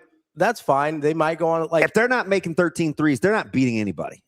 They might go on a little mini run. Maybe they get hot. Maybe Lawyer decides he's gonna make some shots. I always want to call him Malloy because I think Lawyer Malloy was nice. Patriot great. But if Lawyer's making shots, and they're making 12 to 14 threes a game, they could go on a run. To do that multiple games in a row is tough, but that they should not be the third. All right. While we're at it, Michigan State's next. Correct. At what though? So Purdue's plus 600. Michigan State probably is not. They can't be too far behind Purdue. Plus 700. Plus 650. Not bad. And then Nebraska. Yes. Nebraska, that'd be 800. At 1,000. 1,000. Yeah. That seems aggressive, but okay. Who's after Nebraska? After Nebraska. There's quite a drop off. There's got to be, right? There shouldn't be, but there is. It would actually be if I wanted the most bang for my buck and Wisconsin. I realistically thought they could win. Wisconsin. It's Wisconsin. Yeah. Plus 3,000. Oh, that's a jump.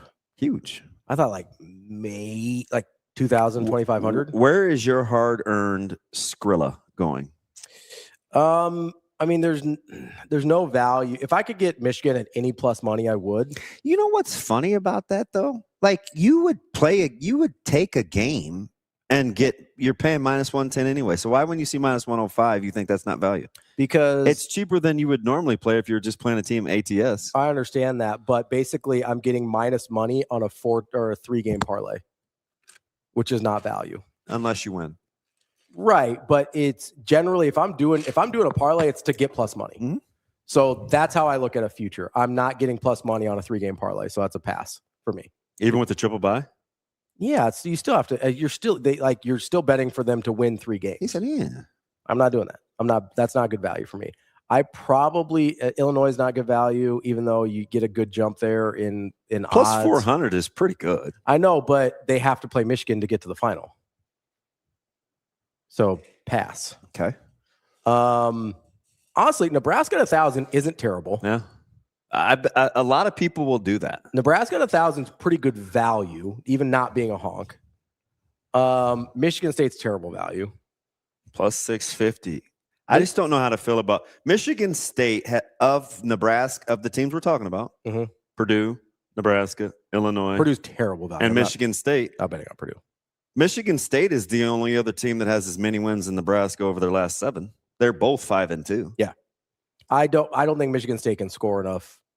Illinois is 4-3, and I told you Purdue has a losing record. Yeah, Purdue's like 4-4 over 8. 3-4 over 7. Okay.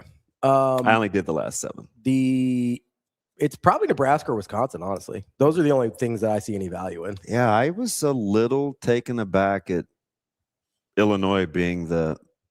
I'm not surprised that they're second. I am surprised that Michigan State and Purdue are valued that much better than Nebraska. That doesn't make sense to me. Yeah, huge drop off after the Skurs. Nebraska's the 2 seed and the 4th fave. Yeah, that's why that's good value, right? Like that's good value for Nebraska as the 2 seed. Yeah, I think that's kind of wild. It is what it is. Man. By the way, do you watch I know you I don't think our group chat likes JR, but do you watch his studio show ever on CBS? He's nuts. I've never caught it. I don't know anything about it. He's crazy. Yeah. I'm like, and I don't know why I only know him Suave, what's the backstory on why Nebraska basketball fans don't like Rothstein? Is it because they don't think he's good at his job? Or is he just silly? Or because Creighton fans give him a hard time too? Yeah, I don't know if people think he's a hater or I don't know what it is. I basically only know his Twitter personality. Like I know he's on TV.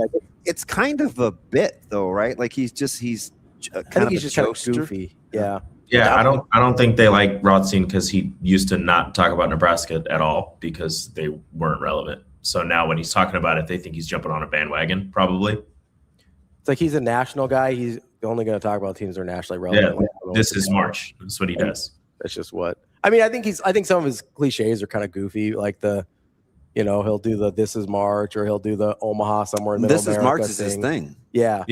I think he's hilarious.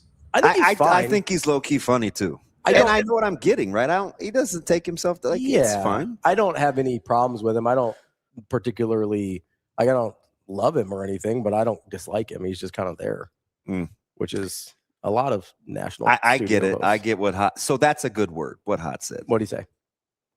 Yeah, the Nolan Winter. Corny. Oh yeah, he's corny. That's the word. Good. That's the word. The term. It doesn't bother me, but it's not something I gravitate towards either. I just notice him on Twitter. There's a lot to get to the rest of the week. We got a ton. So I do have a blind ranking for you this week. Is it breakfast foods? No.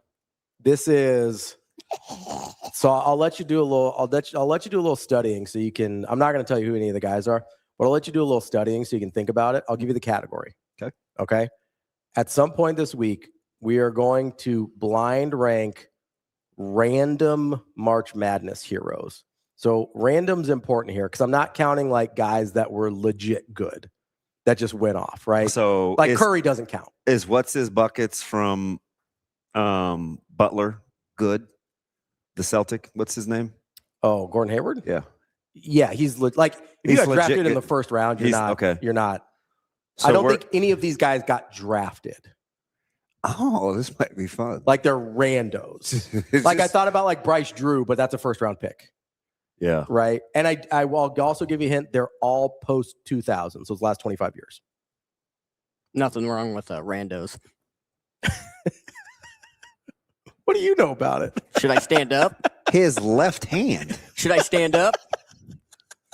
I mean, everybody's standing up now, right? It's about as random as he gets. I'm sorry. That's not kind. Come on, man. There's a joke there. Well, who says that? Nothing wrong with randos. Why? So where did we get young Jimmy Neutron? Is today Jacob Padilla? No, we've got Mike's coming in for a Big Ten preview after this. Oh. Mike Sauter? Yeah. Our Nebraska beat reporter. Mike Saute? No, that's what you do to your vegetables that you don't eat. Yeah, so random NCAA March Madness heroes, guys that are... See, I'm kind of with Corey. What'd Corey say? Like, he's kind of... Rothstein hasn't been bad on Nebraska. I don't think he has either, but I don't know. I will say... I don't know if Tyus Edney's random enough. He's not. I like... Tyus Edney was just really good. And they're all post-2000 also, so he'd be 95. What a disappointment Toby Bailey was. Remember Toby Bailey was like going to be the dude? I was more disappointed in Ed O'Bannon. I was a big Ed O'Bannon guy. So I don't know if Ed liked playing enough. Well, I didn't know that when I was a kid. Yeah, no, I get it. He looked like great. And he was like this phenom. Yeah. And then there was this little throw in Charlie. I will say there are a couple guys on this list that were very still not first round picks or anything like that, but were much better the year after their heroics. I'm just telling you, if Dellavedova's on there, he's gonna be too. Deli's good. He had like 6 good games. He caught a heater. He averaged like 12 points in college. Deli's like legit good. Deli was like wasn't he like WCC Player of the Year? He was good. Not Dellavedova. It's not Deli. It's Dante DiVincenzo. Who went on like the 6-game heater. He is not on the list because he was a first-round draft pick. Remember, we were like, why is this dude coming out? Yes, we were like, why is this dude coming out? And it wasn't even like 6 good games. It was like 1 good game. He like went Watch it. He went off in the title game, and like that was it. Like even his run up to that was only okay. Yeah, this ought to be fun. Yeah, these are like they're guys you should know their names, but they're all pretty random. No Jake Voskuhl. He's pre-20. He's pre-2000. Yeah, I was a big Jake Voskuhl guy. Also, he didn't have like a heroic all these guys had like a moment. All right. So we'll get to it. I don't know if it'll be tomorrow. It'll be sometime this week. Well, if you tell me, then I'll purposely avoid it. I'll never get to it. I'll just change the subject. Oh, we'll get to it because you like doing these. I do, actually. so it'll be fine. That's the show for today. That's DB. I'm Ravi Lulla. Stick around for a second here. Going to talk to Mike Sauter, Nebraska shoot around about the Big Ten men's basketball preview. We'll get into that in just a couple minutes. DB and I will be back tomorrow morning with more Hurrdat Sports Live.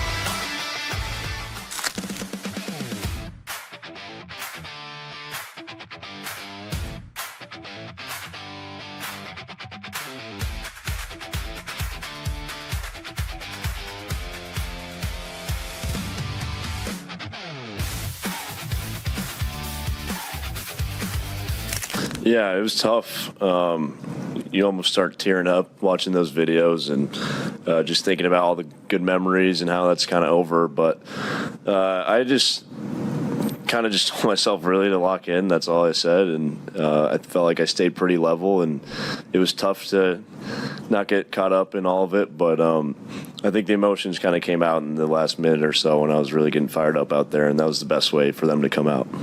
I mean, it was, like I said, a lot of the emotions kind of came out in that moment. You know, you kind of suppress those, and that's what we were told to do so we could go and get the job done. And I think we got a little ahead of ourselves in the end of regulation and slipped up a little bit. But, yeah, I think we just kind of willed that one out in overtime. I did not want to leave this place without winning the last game here, and same goes for the goals we have ahead of us.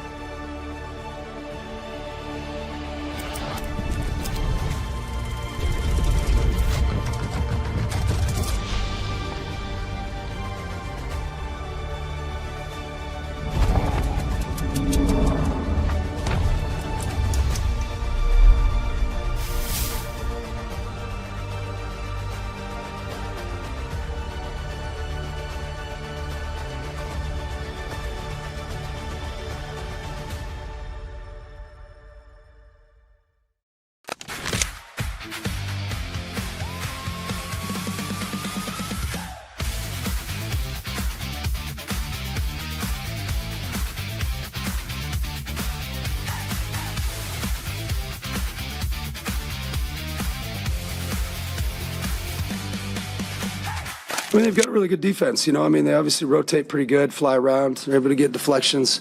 I just thought our offense was really inept too, you know, kind of both. Sometimes you just got to be able to get to that next action, get off the ball, and continue. That's what we have to do. Like, that's how we have to survive. And we had a pretty good game plan coming in.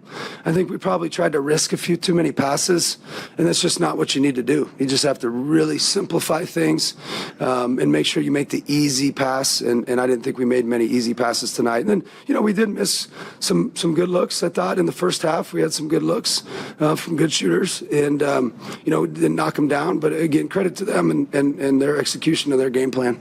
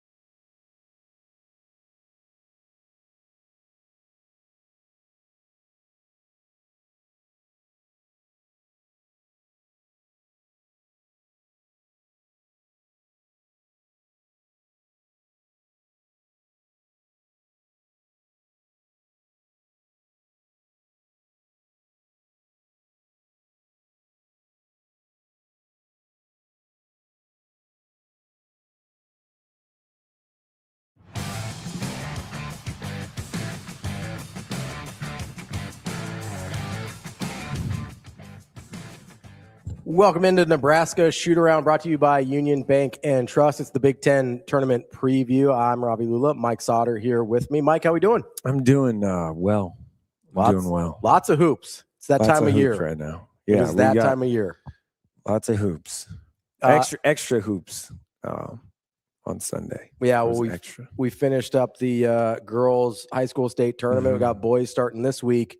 But in between here, we smashed in Nebraska's season finale, right kind of in the middle of that sandwich against Iowa. So let's start there before we get into the Big Ten tournament, the bracket, Nebraska with the triple bye and the number 2 overall seed. But let's start with the Iowa game. Obviously, this one, senior day at Nebraska, was going to be a pretty emotional environment regardless. And then you add in a little sprinkle on top what happened in Iowa City not that long ago. And what were you expecting from this game going into it? Yeah, I expected it to be close. Frankly, I didn't expect 84-75. I expected more like last time, 60s probably. Yeah. I didn't think there'd be that many points, and there wasn't in the first half. Obviously, that was really good defense. Both teams are really good defensively. Nebraska's 5th in defensive efficiency in the country and number 1 in the Big Ten. And Iowa coming into the game was 23rd in defensive efficiency and 5th in the Big Ten. So you knew, and it's just more of that's just kind of matchups, especially with Nebraska's. Just it's all about the matchup. What matchup can they get that, because they lack the athleticism. They just do. So it was good. Obviously, it was a rivalry game. The rivalry is pretty ratcheted up right now. Yeah. Like it's a thing. The student section was pretty on it. Even before the game, you could just talking to a couple of those guys. I was like, yeah, this is. I don't think they took kindly to how Price was treated in Iowa City and how Fred was treated in Iowa City. 100%. Yeah, that was 100% a thing. And Nebraska comes out with the win. Scored 84 points doing it. I think 80 is the number for them to hit to win games. Like when they hit 80, they're likely going to win. Yeah. So this year anyway, and finished overtime on a 9-0 run. Well, I'll say before we got to overtime, obviously Nebraska seems like they're in control of the game. They have a 10-point lead, about 4.5 minutes left. How are you feeling from that 4.5 minute mark until the end of regulation, where it did kind of seem like defensively the wheels fell off a little bit for Nebraska heading into overtime? I'll be honest, did not have a ton of confidence about the way that was not at all. Yeah, I think they just took their foot off the gas a little bit. I think they just thought like, okay, like we can breathe. Yeah, just senior day stuff was before the game. Nebraska does it before about the 20-minute mark, and it was super emotional. Yeah. I mean, Fred was crying, like for sure, especially when Sam was introduced, and it was pretty emotional after the game. And then you're locking it. It's just all those emotions I think kind of came out, and I felt like Nebraska just kind of was able to release a little bit, but they did it too soon. Yeah, couple minutes early. Yeah, it's a little bit. I mean, Iowa ends the second half on an 8-2 run in the final minute, or just over a minute. Hitting that 3 when he made that 3, Combs made that 3 for Iowa and sent it to overtime. I did think Nebraska was probably going to lose. Yeah, and I was going to be like, oh my gosh, like they're going to lose this game. Can't let it happen in this that way. style, in this way, like on senior night. Yeah, that would have been crushing. I mean, mentally crushing. Yeah, and it shows, I guess, like the maturity, the toughness, the mental toughness. Yeah, to really just not blink and just be.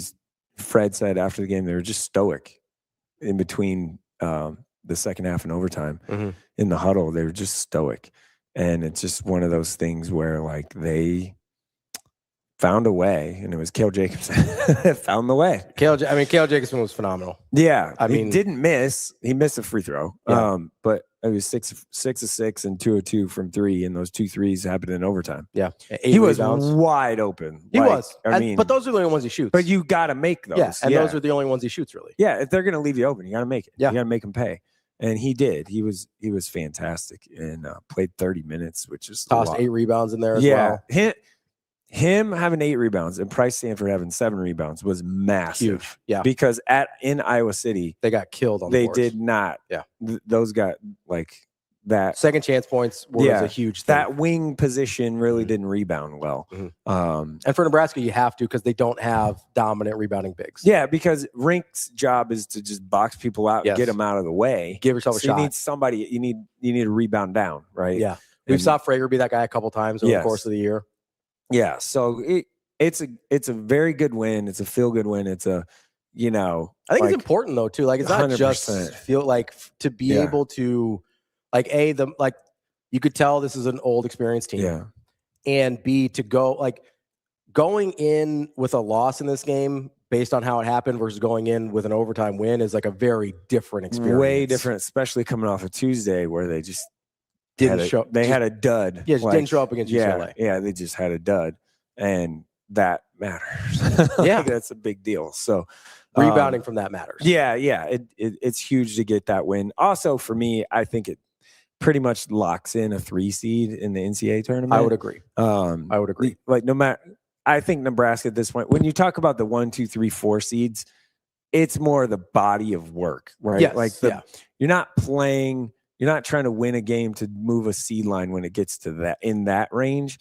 You've already done that. I think the only thing that could change for Nebraska's seed lines in the Big Ten tournament is if they win the Big Ten tournament. Yeah, they could go think up. they're a 2. Yeah. I think they are. I agree with you. They are locked in as a 3 now, in my opinion. I think the lowest possible for them is a 4, and I still think they're a 3. So yes, I think they'll be a 3 seed in the NCAA tournament, which is fantastic because it's only happened one other time. Yeah, I mean, it would tie their highest seed ever. It would also, I mean, let's be honest here. The big elephant in the room is you got to get that first win, and the better your seed. Like, I'll be honest, the difference between a 3 and a 4 is big. Yeah, the difference between a 2 and a 3 is not as big. No. To me, the difference between a 3 and a 4 is really big because you've got some very good 13 seeds. Yeah, you're talking about like 13 seeds. Like North Dakota State might be a 13 seed. Yeah, that's a good team. A good team, and you're talking about like that 13 seed it's just a way bigger difference. It's the teams we used to talk about like being the 12 seeds, correct? Right? Yeah. Like those are really good teams that absolutely can beat you. Yeah, and a 14 is like 14. You're getting a lot closer to the like. They won their conference tournament, yay. Yes. Right? Like there's a difference. A lot of times, like you get to that 14, 15, 16, a lot of times it's like, oh, you weren't the team that was supposed to win your conference tournament. You get teams that like you got hot. Yes, like obviously if Georgia Southern finishes this thing off, they'll be a 16. But these are the teams where it's like, you were like the 3 or 4 seed and you had a good matchup, or the 1 got bounced early and you got a nice path. Like once you get past that 13 line, it starts to get a little iffier on who the teams are. And so that is a big difference staying above the 4. That being said, one other time Nebraska was a 3 seed. Obviously they lost. Yes. To Pennsylvania. Worth noting. So it's it's still there. I will say this. You do want to avoid those Ivy League teams. They're tricky, man. Princeton's. I know, like they're legitimate. Like there was a Cornell year where they were nasty. Like it's just the match. The way they play. Yes. It's a lot different than everybody else. Legitimately, you want to avoid Ivy League teams. They're pretty good. And it's also kind of something with Nebraska too, is like why I think they could kind of have a nice little run is the prep time. They're so hard to prepare for, especially in a short turnaround, like a day. Like it's hard to prep for them in a day. So, I mean, this is my question. This is a question that literally 15 minutes ago was posed to me. And the talk is, would you rather Nebraska win a Big Ten title or win that first NCAA tournament game? And I bet if you polled 1,000 fans or 100,000 fans, I would bet the number is probably 70% would prefer, or more would prefer, the one NCAA tournament win to get that monkey off the back versus a Big Ten title. So I agree, but It's funny you bring that up. Both things never been done before. Yes, they won a Big 8 in like '94, but never in the Big 10. Yeah. So here's I had that very same question posed to me last week, and I thought it was a no-brainer answer. You take the NCAA tournament win, but I was with a group of 6 people, I think, and it was split 50-50. Really? And I could not believe it. I was dumbfounded because I don't either. Like, I think you take the NCAA tournament win a million times out of a million.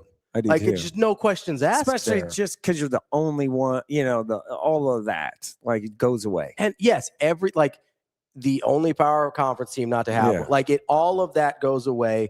Like, winning a conference tournament is nice, but it's not that important. No. If you're in a major conference, it's not that important. No. Teams win national championships without winning their conference tournament. It's not that important. So I look at it and I go, I could not believe it was That's split. shocking, because I think the number would be a lot higher. I would agree. And maybe I was just in a group that thought differently here, but it was, I don't even think I don't have to think twice about it. I don't have to think about it at all. You take the NCAA tournament win and you get that negative line off your resume. And here's the thing. And this is the part that's underrated about this.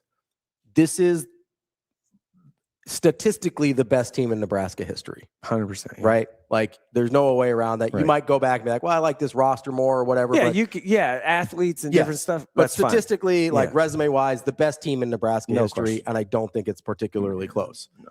To have that team not be able to get it done is an emotional burden. Yep. It just is, right? Yep. So to me, this is just an absolute no-brainer. That being said, winning the Big 10 tournament would be super dope. Like, don't get me wrong, it really would be awesome. It would be sweet. I'm not going to say I don't want both. Right. But speaking of the Big 10 tournament, yes, obviously Nebraska gets the triple bye, which was huge. Yeah. Incredibly important for them. They get some rest, and they can kind of sit back and watch while other teams allow themselves to have to put some tread on the tires. I would assume, now that can be dangerous, I know. I'd assume they're getting Purdue. Yeah, Purdue, it'll probably be Purdue or Indiana, right? Right. Indiana's probably going to beat Northwestern or Penn State. I would guess. So it'll be Purdue versus Northwestern Indiana. Just is scary. but I would assume it'll be Purdue. Yes, I would assume Purdue. I don't think Nebraska versus Purdue is that bad of a matchup. I know on the boards they got killed last time. If you can clean that up at all, I think this is a team that athletically isn't gonna give Nebraska problems the way other teams can. And this is not a good defensive team in Purdue. No. And so I look at this and I go, out of the options, I think I'd rather face a Purdue rather than like a UCLA again. Yeah. You know what I mean? I look at the options here, and honestly, going, fast forwarding a little bit, if you'll allow, I don't think a bad matchup, but for completely opposite reasons. I don't think Michigan State's a terrible matchup either. No. Because they really struggle offensively, and the way they get their stuff really lends itself to Nebraska's defense. Yeah. Right? Super dribble, penetration heavy, one guy fears, kind of does everything. Nebraska defends that reasonably well, even though there's an athlete differential there. I don't mind their first couple likely matchups. Yeah. Purdue, so in that Purdue game, Purdue had 21 offensive. Yeah, no, it was horrible. It was awful. It's really not great. great. But that's almost the entire reason they won. Yes, 100. It was an overtime win in Lincoln. It was 80-77. So, I mean, if you get that number down to like 15, right, which is still a huge number of offensive rebounds, I think they're fine. Yeah. That's why I look at this and I go, you have to have like a historically bad offensive rebound. Also, Nebraska turned it over 14 times in that game against Purdue. They gave away so many more possessions. Not normal. Yeah. So and Purdue doesn't turn you over either. That was a Nebraska problem. Yeah. I mean, they did have 8 steals in that game, Purdue did, which is shocking. Again, shocking. Very strange. Yeah.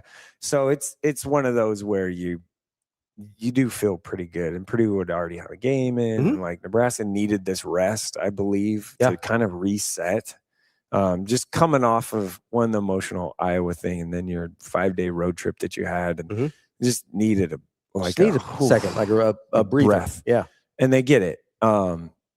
Michigan State is super interesting just because they play so hard. Both teams do, and obviously Nebraska beat them as 1-point game. That was like a defensive. Oh yeah, that was a battle. slugfest. Yeah. Yeah, and that's how Michigan State will play. Like has to play, but and then if you can win those two, then you're likely at Michigan. Yeah, which a full go Nebraska. So that's the part that's interesting. That's at Michigan, and we're right there, and probably could have beat them.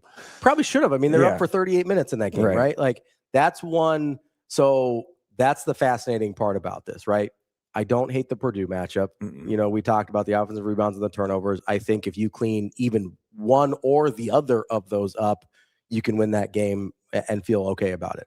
I actually think Michigan State's not a terrible matchup despite their athletes, because they really, really struggle to score the ball. Michigan State, UCLA, like if that's an what it interesting is, game. UCLA could definitely beat Michigan State, and I dislike the UCLA matchup much more than I dislike the Michigan State matchup. But let's fast forward. Let's say everything goes great. Nebraska plays Michigan. This is the fascinating part: is getting a full strength Nebraska team, Rink Mast and Braden Frager available on a neutral court against a team that they led for 35 minutes of that game. On the road in a true road game on the road, led for 35 minutes. That is maybe the most interesting thing to me about the Big Ten tournament is the potential to get another crack at that, especially considering sort of the lore around Michigan, what it's become over the course of the season from a national standpoint. Michigan injuries too is the thing. Yeah. They've got their point guard, their backup point guard, who played about 20 minutes a game. Right. An important player for their rotation. They're so deep and but it's a guy that matters for them. And hurts them a little bit to not have him. So this is, I don't hate Nebraska's path, and I'm fascinated by potentially getting another crack at Michigan. Yeah, it'd be fun. Like being in Ann Arbor for that game, it was loud and intense because it was a top 5 matchup. It was a great atmosphere. Yeah, it was great. Yeah. This wasn't like a sleepy Michigan didn't want to show up for this. No, Morez Johnson was the key in that game. And how do you slow him down or stop him? One thing that Nebraska did, just totally changing gears maybe here, it's something to look for going forward, is what they did with Iowa is they put Price Sanford instead of on the wing. They got him in the post to work out of the posts more. And they did it on the first possession. It didn't go in. They didn't score there, but that was when they first did it, I'm like, whoa, Price just caught it in the post. Yeah. What? And then they went back to it and back to it and back to it. It's a different way to get him the ball. And I think Hoiberg got a wide open 3 off of him kicking one out. He made a great pass, cross-court pass. It was fantastic. So that is kind of a new wrinkle that people are going to have to prepare for. Here's the other part of that I thought they did a really good job of later after the initial post touches is when they started running him off of screens in that same area. It did cause some confusion on the defense because you didn't know if he was going to stick in post or if he was going to clear out and come through. And so that led to not only Price getting open more, but also there were multiple times you just had a guy standing open under the basket because Iowa had a miscommunication. And the cutter, it actually opened up cutters or divers to the basket more, and that worked multiple times for multiple baskets against Iowa. So it was definitely a new wrinkle, new thing Iowa clearly wasn't prepared for. And Iowa's one of the best defensive teams, especially preparedness wise. McCollum's phenomenal. People don't want to hear people may not want to hear this, but Ben McCollum's a really good coach. He's a really high level guy. Coaching wise, there's probably, I was talking to DB about this a couple weeks ago.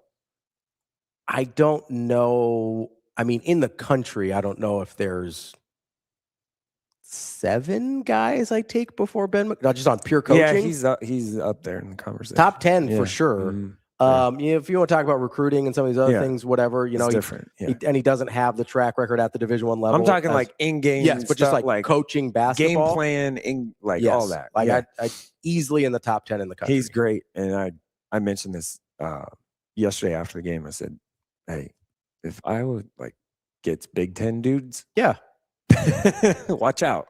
Like, let's 'Cause not they could be forget, Ben really good. Sturz was playing Division II basketball 2 years ago. Yeah, he's excellent. Really good.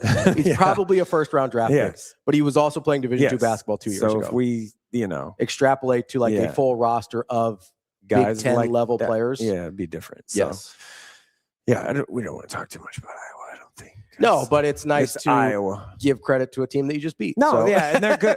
Like they're going to be good. They're good, Good yes. staff. Good McCollum's guys. really good. Yeah, good guys. All that stuff. and But I hope they lose every time Nebraska plays them forever. yes, yeah, that's fair to say that. How do you like how you mentioned kind of the wrinkles with Price? How do you like how Nebraska's playing both offensively and defensively heading in the Big Ten tournament? Yeah, I do like it. I mean, Frager the last 2 games here has been a little bit like you need someone else to score, and that was Kale yesterday.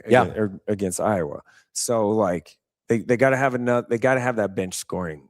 Stuff, and then also Jared Garcia's corner 3 that he made. That was a huge one. Was the run starter in the first half, like to kind of get their offense going a little bit. That was huge. One for his confidence. Yeah. I mean, there was a hand in his face. He just caught it, shot it. Yeah. It went in. It's great. Only played 5 minutes. Only took His 2 5 shots. minutes were huge. Good 5 like, minutes. Yeah. like he did some nice things. So it was good. And then Fred just kind of rode with what was working and the players that were working. And it's one of those things where like you need more scoring punch from other people. And Sam Hoiberg has hit shots. And the whole glue guy thing, I get it. It's great. But like, it undersells him. Oh, totally. For sure. Totally. With He's what better he's than done this that. year, Yeah. with what he's done this year, totally undersells it. Like a glue guy is like, okay, I average 5 points and 4 rebounds. It's and who he 3 was assists last year. Yeah, he's not that. No. He's way more than a glue guy this year. Yeah. I mean, his offensive rating is 37th in the country. Yeah. That's pretty good. I mean, he's basically at 10, 5, and 5 for his stats. That's really good. He's shooting. His assist to turturnover ratio took a hit yesterday a little bit. Yeah, except 4 turnovers. But he's still, that did. I think he's still 4-1 on the season, Yeah. basically. He's shooting 55, 40, 82 on his splits. Steal percentage is 4, which is 46 in the country. Yeah. Like he's shooting 40% from 3 on 77 attempts. Yeah. That's not a glue guy. No. Like that's a incredibly efficient, incredibly that's an all league guy Yeah. is what he's doing. Like he's if he's not first team, which maybe won't be, first team all defense for sure. definitely should be first team all defense. Yeah, If he's but not, I've got that's insane problems. But there's probably too many good guards to be first Fears, team. Wagler, there's probably Smith, you're probably stuck in there. Yeah. But like he'll be a He should definitely be on one of the teams. yes, though, like 100%. that, without a doubt. No question. And I think, obviously I think Price is one too that will get Price some recognition. Price probably has a better shot of cracking into Just because he's a leading scorer. and all Yes. that, yeah. Leading scorer on the number 2 team in the conference. Right. Like he's got a better shot of cracking into the first team. I would argue that he probably should be on the first team, but it's We have 18 teams in the league. It's really hard to you got 5 guys. Yeah, like it's unless you want to be like the Big East and have 10. Yeah, do $1 million because famously That's great. 10 guys on your team at the same time get to play. Price Stanford, one thing, he's got 110 threes on 274 attempts. He's shooting 40% from 3, and everybody knows that's the guy you got to shut down and stop. Shooting 40% is remarkable. Yeah. Especially on that volume. Yeah.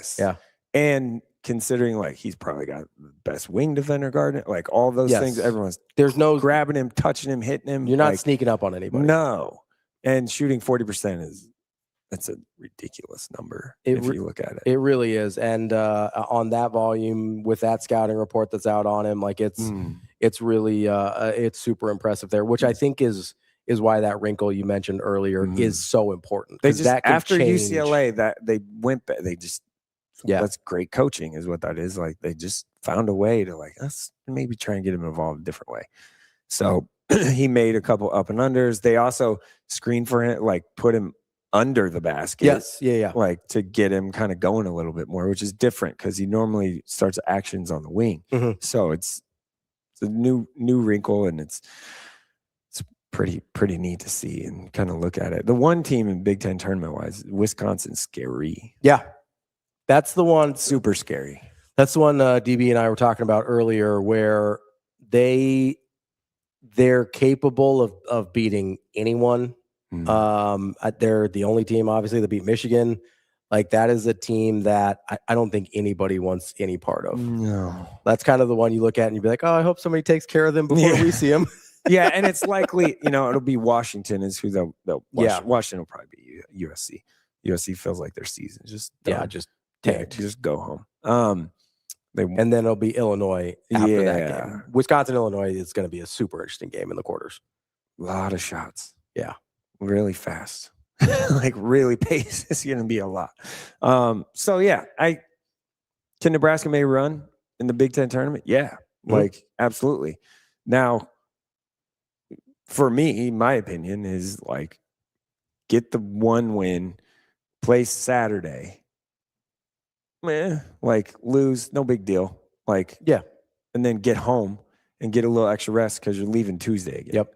I prefer, just from a momentum, feeling good about yourself, prefer not to lose the first game. Yeah. Right. Just right. You want to win that first one. Correct. And then after that, and I will say that is the one drawback of the triple bye. By the time you play, you're playing somebody good. Yeah. Right. Yeah. Like, that's just what you don't it is. get a layup. Yeah. Going. Purdue is, I get It's Indiana's capable, but like, that's an easier first game than getting it. Like, if you're in the triple bye, like, you're going to play somebody good. Like, that's just what it is. Yeah. So that is the only drawback there. I'm still happy to take it till you get the rest and everything else. Right. But if you can get one win in the Big Ten tournament, not saying they're not capable of more, get the one win in the Big Ten tournament, keep the positive momentum going, play a good game on Saturday, regardless of how it goes. Don't really care. And then just be ready to go for the me personally, I know, like, the team, they're going to try and win every game. And, yes. want to win the tournament, and no question, like, that's what this team is. But this team can win it. This team can win it. Can win the Big Ten tournament. Absolutely. We get the advantage of looking from 30,000 feet and being like, well, if I'm optimizing rest and recovery and timing, like, it's not the worst thing in the world if you're done on Saturday and get home an extra day early, you get a couple nights in your own bed, feel okay about it. That's what not saying they're not going to try and win the Big Ten tournament, but just looking at the grand scheme of things, being done on Saturday is not the worst thing in the world. Yeah, it wouldn't, it wouldn't hurt. Yeah. So but I agree. I do think getting a win is important. Yeah. I mean, they're likely going to be in Oklahoma City or St. Louis. So, which is great. Terrific. Yeah. Great for travel. If they're in Oklahoma City, it's going to be aggressive. It's going to be a lot of people. It's going to be so aggressive for Nebraska There was fans. a lot of people in Memphis. Yeah. There was a lot. Memphis is a long drive. There was a lot. Yeah. Memphis is a long drive. Oklahoma City's like 6 hours. There's going to be they'll sell it out. No question. Oh, yeah. I mean, secondary market is going to be. Oklahoma City and St. Louis are both right at about 6 hours. Yeah, it's very easy, very drivable. Yeah, and easy. Yeah, that's one of those, if it's Oklahoma City, you just sit at a truck stop or something outside of Wichita, and you're just just sit there and watch the cars from Nebraska go by. There's gonna be a zillion of them going. Yeah, you're gonna have a caravan. Yeah, going. Everybody down on the same day. Get your turnpike because it's from Omaha. I guess you would take. Well, you could take the turnpike. Yeah, you do. Anyway, going there, and you can go fast on that thing. We've done it before. Yeah, I think Nebraska did. I think the win yesterday put them in really good shape to be where they want to be in terms of NCAA tournament seeding, obviously Big Ten seeding, and maybe most importantly, NCAA tournament location, because pretty good chance Nebraska is going to turn that thing into a home game in Oklahoma City or St. Louis. No doubt. Yeah. I think that we'll talk about it before, but yeah, Big Ten tournament one. I think there will be some fans in Chicago. Yeah, for sure. That's not a tough trip. But people I also going think to people are maybe saving a little money for the other piece. And it's easier drive to Chicago. It's fun. Chicago's a good place to visit. Didn't go to the Big Ten tournament last year to cover them because they famously didn't make it. But Minneapolis Big Ten tournament was great 2 years ago. Yeah.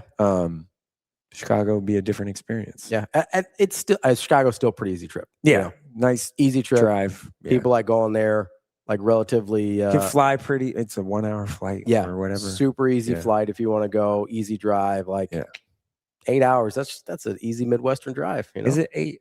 That's like 7. No, I'm about to make it. So I think it's. I thought it was like 7. It's 7 and change. I think it's depending on how you drive. The time still got to figure out what time fluctuates a little bit. Leaving, driving, all that stuff. It's anything else we missed on the Big Ten tournament? No, I think so. I think we're good. Where can they find all your coverage? Yeah, Hail Varsity, obviously, hailvarsity.com, hurrdatsports.com is all the written pieces, and then obviously we've done a lot on the socials. Yeah, Hail Varsity is going to be the primary. Yeah, for Nebraska. Hail Varsity, we did some stuff. Hurrdat Sports, obviously, just game coverage wise, I do that on my personal Twitter account and stuff. So, and then help on the other side of getting all that other stuff. So yeah, there you go. That is your Big Ten tournament preview for Nebraska.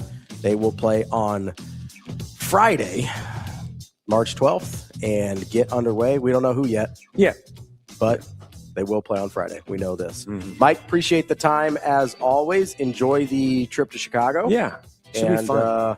Hopefully you're there for a couple days. Yeah, hopefully I come home Sunday. Come home Sunday. Maybe a couple wins under their belt. Yeah, it wouldn't be bad. Yeah, not bad. That's Mike Sauter. Make sure you're following along with him and on Hail Varsity and Hurrdat Sports to get all of our Big Ten tournament coverage. DB and I will be back tomorrow with more Hurrdat Sports Live.